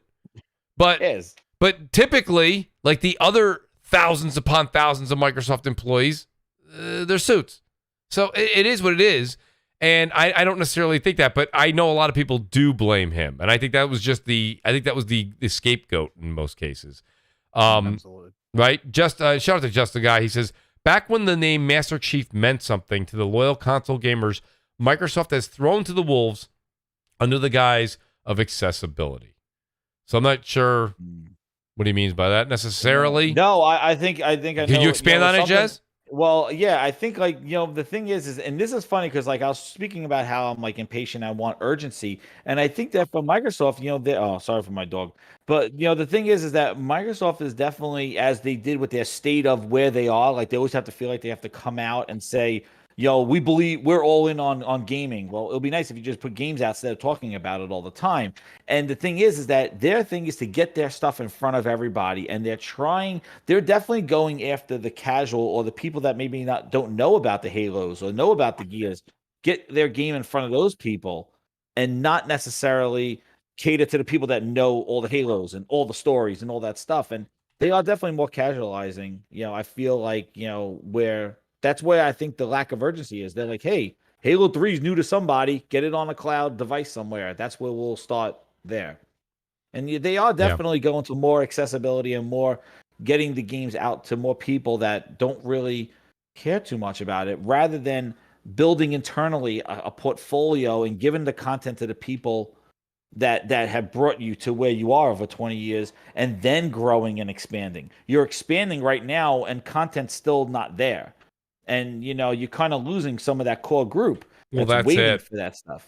The question is, that's a great point you make there. And it doesn't matter what you're talking about, but once you lose some people, it's not that you can't get them back, but while you lose them, it's much harder to get that old crowd back again. And I wonder, that's going to be the question moving forward is the accessibility of phones, tablets, TVs, thumbsticks, you know, etc. Is all of this going to bring that hardcore and casual market into Microsoft's ecosystem? Microsoft would sit around and give you a PowerPoint explanation on why it will work. And guess what? Yeah. It's a hell of a presentation. But it just because it looks good on paper, it doesn't necessarily, you know, transcend well into real life, into actual, you know, exchanging of dollars. So I don't know. I don't have a problem with that accessibility, and it's everywhere. I'm just more interested in the content. Having an Xbox, not at the sacrifice of content, exactly. Right. I mean, like right now, anyone who doesn't believe me, listen. If I was to give you guys 10 Xbox Series X's in your home, one in your kitchen, one in your basement, one in your bedroom, one over here, one's in the bathroom. Okay, they're all over the house. You have accessibility everywhere, but there's nothing to play on it. It doesn't mean much. Or let me rephrase that. There isn't games you want to play on it. Because the games are coming. The games are coming. I'd argue against that too, because I think it's going to depend on where you play. It's kind of like the Xbox has no games thing. If I'm a primary Xbox guy, then I have tons of reasons to play because everything is there. But if you're a PlayStation guy, then it's like, why am I going to turn it on if there's no exclusives and no exclusive content? Yeah, because think about it, Glorious, because if you think about it, the PlayStation individual has those same multi-plat games already. So playing, you know, Exactly. and PlayStation's also doing. And there's absolutely nothing for PlayStation, guys. I agree. Right. But that's the thing. See, so if I was to work for Microsoft, I would say, guys, I love what we're doing, but do you see the hundreds of millions of people on that side? I want them to come over here. And there's a way to do that.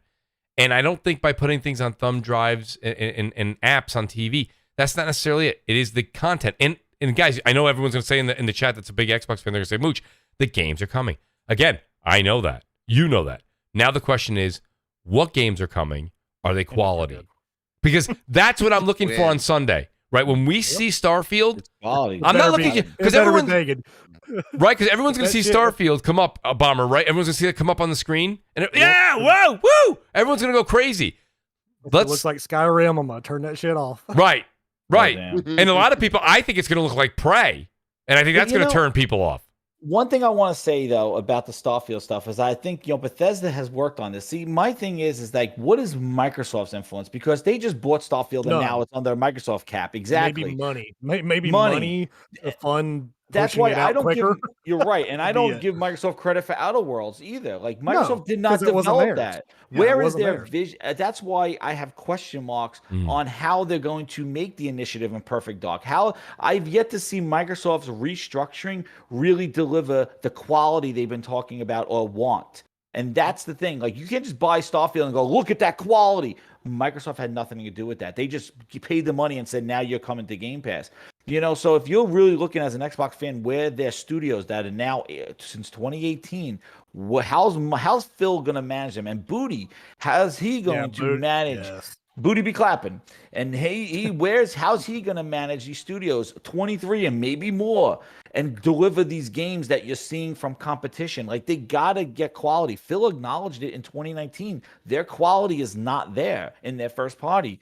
And that's the main reason why people sign up for Game Pass is expecting high quality Microsoft games. That's the only reason why Game Pass really became in the mainstream or became the discussion topic was when Microsoft put their games in there and said all of our games. We didn't know which ones yet, but they started saying all of our games will be at day one. Everybody's like, what?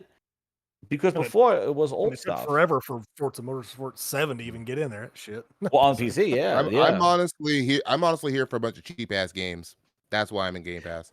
Hey, dude. 15. Well, I haven't paid for it in like 4 months. Well, I know, and that too. Like, how does this a sustainable model for future when people are getting you a box of Pop Tarts? Like, we know that we're and also, they got know what another thing is, dude, is that they are now, even with this statement, they did not announce new numbers. They said December was 18 million subscribers. They have not yet at their financials in March, nor at the state of where they are. They did not announce their subscriber counts again. So are they growing at the rate that Satya wants? Like, it may be growing, but what does Satya want that number to be before they drop these games? I think Halo was pushed out a year, not just for quality, but I bet you they wanted more Game Pass subs to drop Halo into not 18 million. That's another exactly. So what is number they looking for to drop Perfect Dark in, to drop Fable in? They got to be, we got to be at 60 million before I drop Fable. To make any money, back or like expect any kind of something back, because it is a business and it's a losing business right now for them money wise, because they are just trying to grow. And eventually this thing's going to have to become profitable or they'll cut it just like Mixer. Well, that's Mixer was growing. Yeah. Dude. And Mixer didn't grow to what they wanted. And I'm not just saying this because Jeff's in the chat, but Jeff, the one thing Jeff has said that's resonated with me is that Microsoft they have the financial capability to be in the long game, right? So they don't need to see they don't need to see Game Pass make money this year or next year. Right, exactly. That's my only thing is I think with Game Pass, Game Pass is going to get a longer leash, if you will, than like, Mixer. I agree. But I'll just turn the quarter on the other side real quick and agree with Jez and say, if this thing gets to 5-6 years and they're not seeing the money they want to see, well, and you have like Kev and myself who've had Game Pass forever and I paid $1 for it and Kev hasn't paid in 4 months, and everybody, those deals are either going to go away or a lot of people got to sign up. Like, Microsoft will eventually cut it if it's not making money for them, right? They cut Zoom, they cut Microsoft Phone. Like, there was Windows Phone, right? That was a big Nokia, right? Got rid of they bought Nokia. Nokia wasn't a little. We talk about how savage Google is. Yeah, Microsoft will cut. We always forget that, you know. So it is. Don't get me wrong. I do agree that Jeff's right that they're in it for the long game. You really can't judge what Game Pass is going to do in the next 12 months. I would say they're going to give Game Pass 60 months, maybe longer. But at the same time, if they're not starting to see the numbers they want to see, it is what it is. I mean, and what's Satya's? Well, Satya coming out. I think look at what's out there. Like everybody always says, it's the Netflix game. Well, how many subscribers does Disney Plus have right now? They have over 100 million subscribers, and Netflix is over 200 million, I think. Yeah, and they're over 200 million, but they've been out for how many years? It took them a while to get there. Where Disney Plus, because of their content already, they were able to gain 100 million in their first year, and all they're doing is growing more and more and more. And they're putting a lot of their movies day and date in there. Sometimes they're making you pay for it. Sometimes they don't, depending on the game. So maybe that's depending on the movie. So maybe that's something they do in the future. Like say it isn't growing like you're saying. It doesn't grow as much as they were hoping. Well, guess what? You'll have some games that you have to pay for. Some that will go into Game Pass, but some you have to pay for and will not be in Game Pass day one. So maybe that's something that happens if they can't get their numbers right. I think that's the best model. Yeah. I can see it. It'll be like Xbox Play Anywhere, or they'll have a higher tier. Yep, maybe that too, and I can see, or like exclusives on Xbox Ultimate, something like that. I can see being like Xbox Play Anywhere, where not every game is Xbox Play Anywhere. Even Microsoft's own games aren't all on Xbox Play Anywhere. Like for example, Halo Master Chief or Minecraft, for example. Neither of those. Yeah, to rebuy it. Yeah. That's right. Yeah, you have to rebuy them, and I could totally see that happen if, like you said, they're just not making the money off of there. If they can't get the rest of the industry to buy into their vision. Well, they buy the rest of the industry, dude, just to get them in there. Oh yeah, I mean, Satya's all in.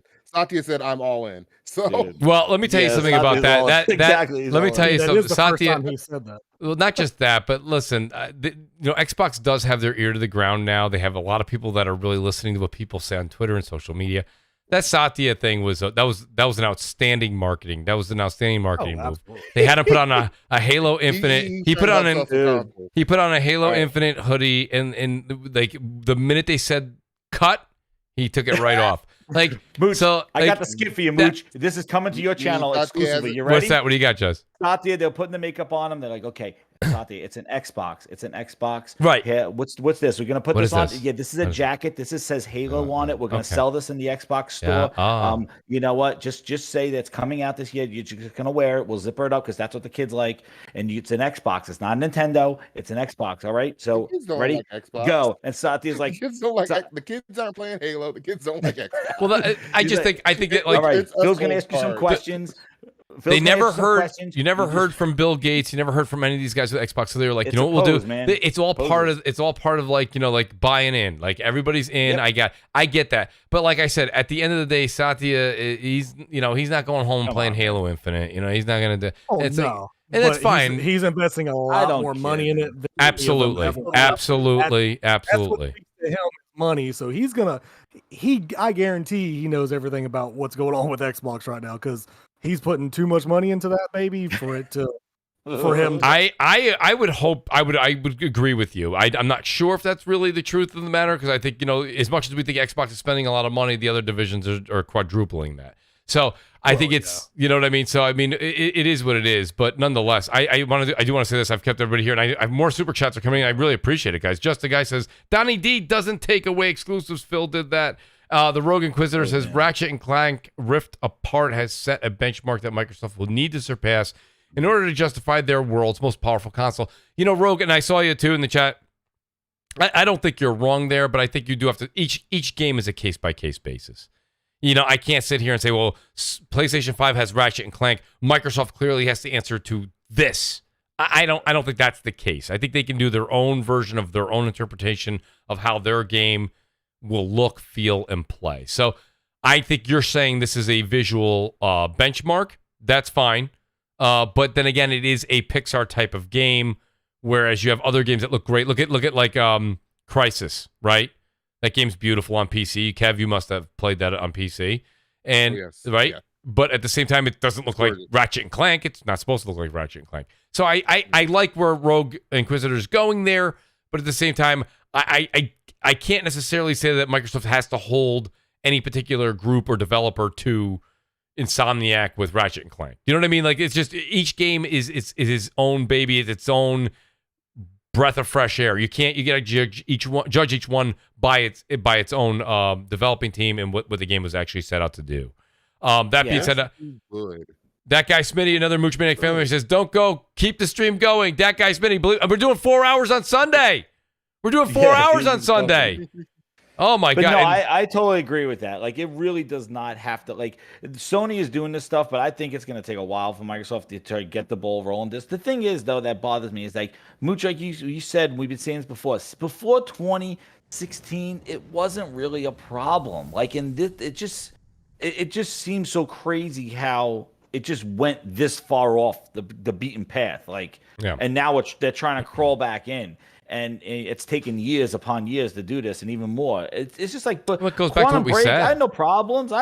Sunset Overdrive. We were getting games. They didn't have to own 25 studios. Titanfall, Dead Rising 3, Rise. Yeah. I mean, Killer Forzas Instinct were coming out on time, and I mean, I myself personally, I'm actually in the camp, and I'm not. You guys know, Gran Turismo, Forza. That's not my bag. Shout out to the Ash and Luca. Thanks. She goes, great show, guys. I appreciate that, Luca. I know we're going a little late tonight. Yep. So great to have Luca here in the chat. I appreciate that. But the Forza games were never my thing. Gran Turismo's never really been my thing. I like driving to me is like something we have to do to get to work. Like, I don't want to come home and drive. That's a me problem. They're visually stunning games. They're visually stunning. But like, they had games coming out. So I think Turn 10 taking their time is fine, by the way. They could take their time. But they had a winning formula of games coming out, and games were never the issue. The only thing that hurt them in 2013, which it's unfortunate that was just the way that the times were and the way that the media ran with it. It is what it is. They hit them really hard with the Power Crown. They got hurt. They got hit hard there. We had 9 years of Generation 8, and then you had a system come out that couldn't even. And everybody had 1080p TVs when that came out, and it was like, we can't do 1080p. You're like, really? We waited this long, and we're going to still be on the 720p TV? We were doing that on 360. So that hurt them. It wasn't the games, and now. People on the Xbox side are a little upset. You don't think buying an Xbox 360 was what hurt them? Because I think that's what hit them the hardest. What'd you think? What's that again? If you don't want an always online console, go buy Xbox 360. Well, that would you blame on. I think that's what hurt. Well, Phil kind of said the same thing. He's like, wait a minute, Kev. Let's also be honest here. If you went and asked the 86 million people that owned a 360 who Donnie D was, they would have been like, what? Who is he? Is that the new coach of the Sixers? Well, his real name was Don Matrick. I know Don Matrick. Well, whatever. You could. I thought that's who you were talking about, but I wasn't sure. You could have called him. You could have called him Swiss Family Robinson. It doesn't matter what you called him. Nobody knew who he was. Nobody knew who he was. And it's just, it is what it is. Shout out to Albert. He goes, sound like Mooch is running out of steam. I'm not running out of steam, but let me tell you something. You do start work with family, kids, and everything else at like 6:30 in the morning. My daughter's going crazy right now. So you do. I would talk forever, man. And and then it's funny. We'll have to do a show one time about a show. I think we always have these. People always wonder about what goes on, and a lot of the pre-shows or post-shows. We'll always talk to the other podcasters. Will say, a lot of people don't realize. I take all these videos, and sometimes I have 3 games throughout the week. And I don't know if you guys noticed, but I don't just record it and throw it in here. I edit them so that they're clean. You don't want to have me standing around or me in a menu forever. I try to keep the action going. So there's editing, there's the background. It's also getting the panel together and getting everything all set up. I mean, there's time that goes into a podcast. So you put that into a full. Absolutely. There's just a lot of stuff. And then there's OBS and your topics and your articles, and you gotta talk. It's a talk show, so you got something to talk about. So when you get to the 10 o'clock hour and you've been up since 6:30 and you worked all day and you got other stuff going on. You do run a little out of steam there, Albert. I can't really say you don't, but that's why the 12 o'clock show to 4 o'clock show, shameless plug on Sunday, I got news for you. I am going to be completely energized. That's the middle of the day. So I hope you guys are ready for a very loud Mooch. It's going to be fantastic. I did get another one here. The Rogue Inquisitor, thank you so much for this, by the way. He says, was referring to the amount of ray tracing and high-level detail in the game. Microsoft doesn't need Ratchet and Clank clone. They just need a game with the same amount of love poured into it, and that I will agree with. True. Yeah. That I will agree with. On, Mooch. That is a good one. It really is. Rogue Inquisitor, thank you so much. Right there. It was passion. I've spoke to the Rogue Inquisitor many times. He's actually thinking about getting into podcasting a little bit.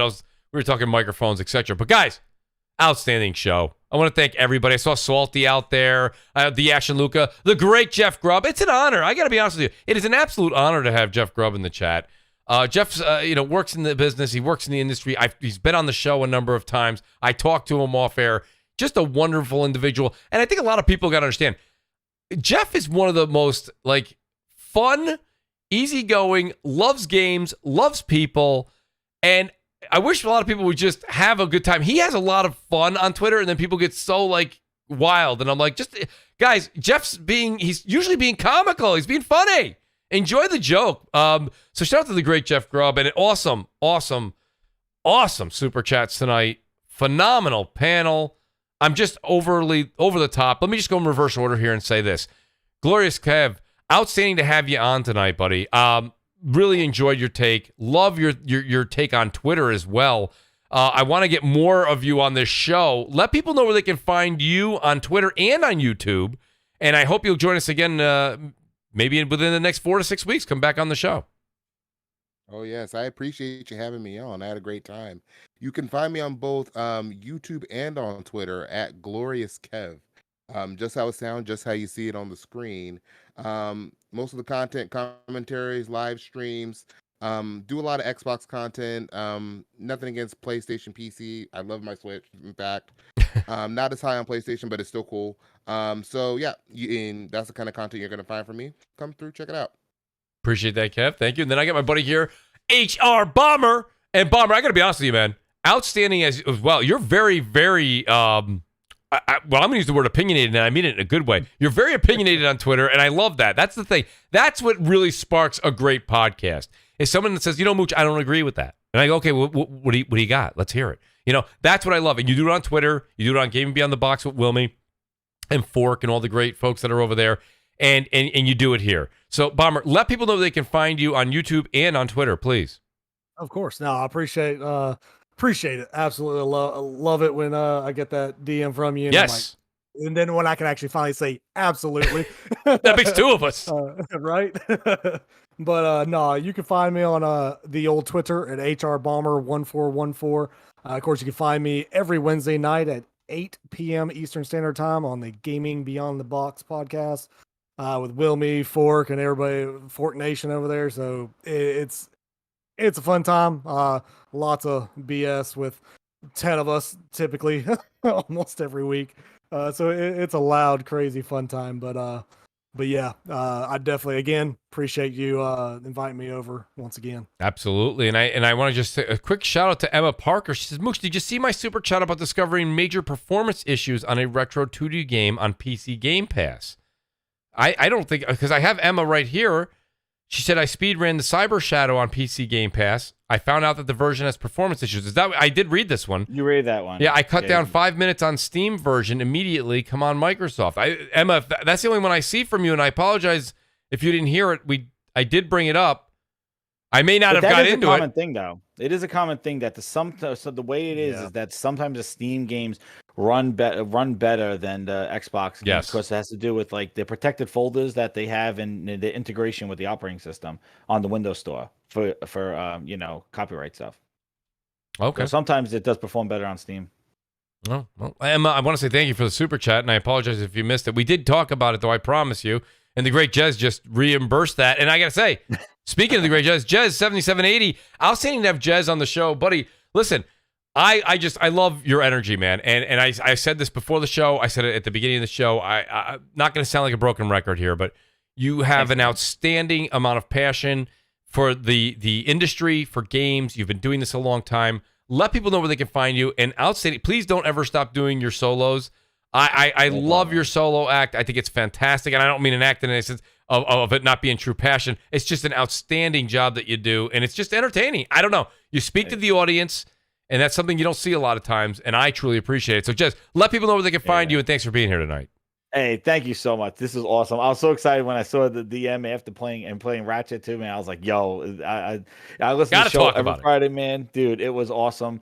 Thank you so much. Awesome panel, man. I know, Glorious comes to the Grindhouse, comes into the show, and man, I used to have to play the Glorious thing from WWE, but then I kept getting copyrighted on it. He used to have an entrance when everyone saw Glorious in the chat. I'm like, it's Glorious, and I'll hit the Glorious. I will give in, and then all of a sudden it's like copyright. I'm like, oh damn, okay, I can't do that.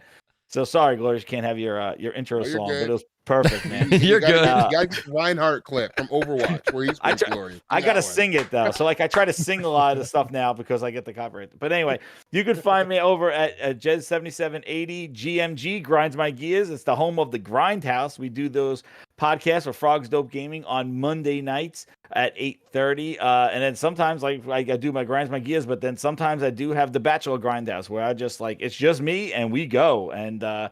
I just talk about everything that's on my mind, interact with the grinders, and yeah, you can hit me over there for YouTube. I'm about 150 away from 1K. The show has been doing awesome. The Gaming Grindhouse has been doing great, and thank you everybody for their support. And Crossfire, hit that like button when you guys leave. This is an awesome panel, man. The shows have been fire, man, and Mooch's backdrop has been awesome as well. I love the presentation and stuff. So thank you. This is just the improvements today, and it does take a lot of work, and this is. But again, it's passion that drives it all, and it's just how you feel, and that's all I just talk about. And you can follow me over too at Jez7780 on Twitter as well.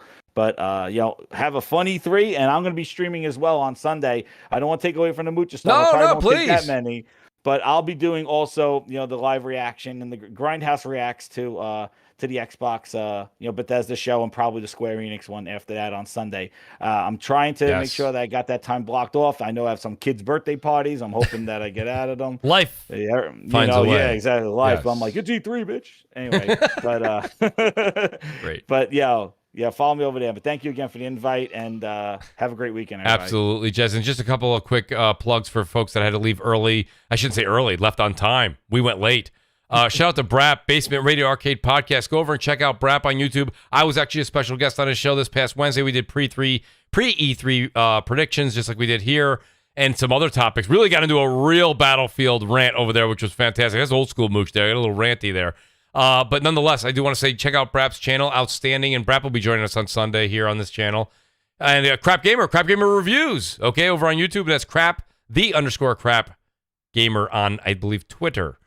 So check out Crap. He's got videos every day for you guys on all assorted subjects. And the Xbot 448 Xbox Defense Lawyer had to leave at 9 o'clock as well. And he did his next podcast, as he does every Thursday, 8 p.m. Eastern Time on his channel. It's also Xbot 448 on Twitter and YouTube. Shout out to the great Gaming Forte, who apparently had to work tonight. He said he was going to probably make the show. It didn't happen. We miss you, the great Gaming Forte, but Forte will be back.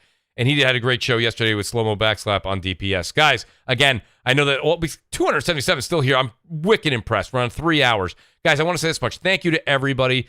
Please do hit the like button, hit the subscribe button, and please join us on Sunday, 12 to 4 Eastern Time.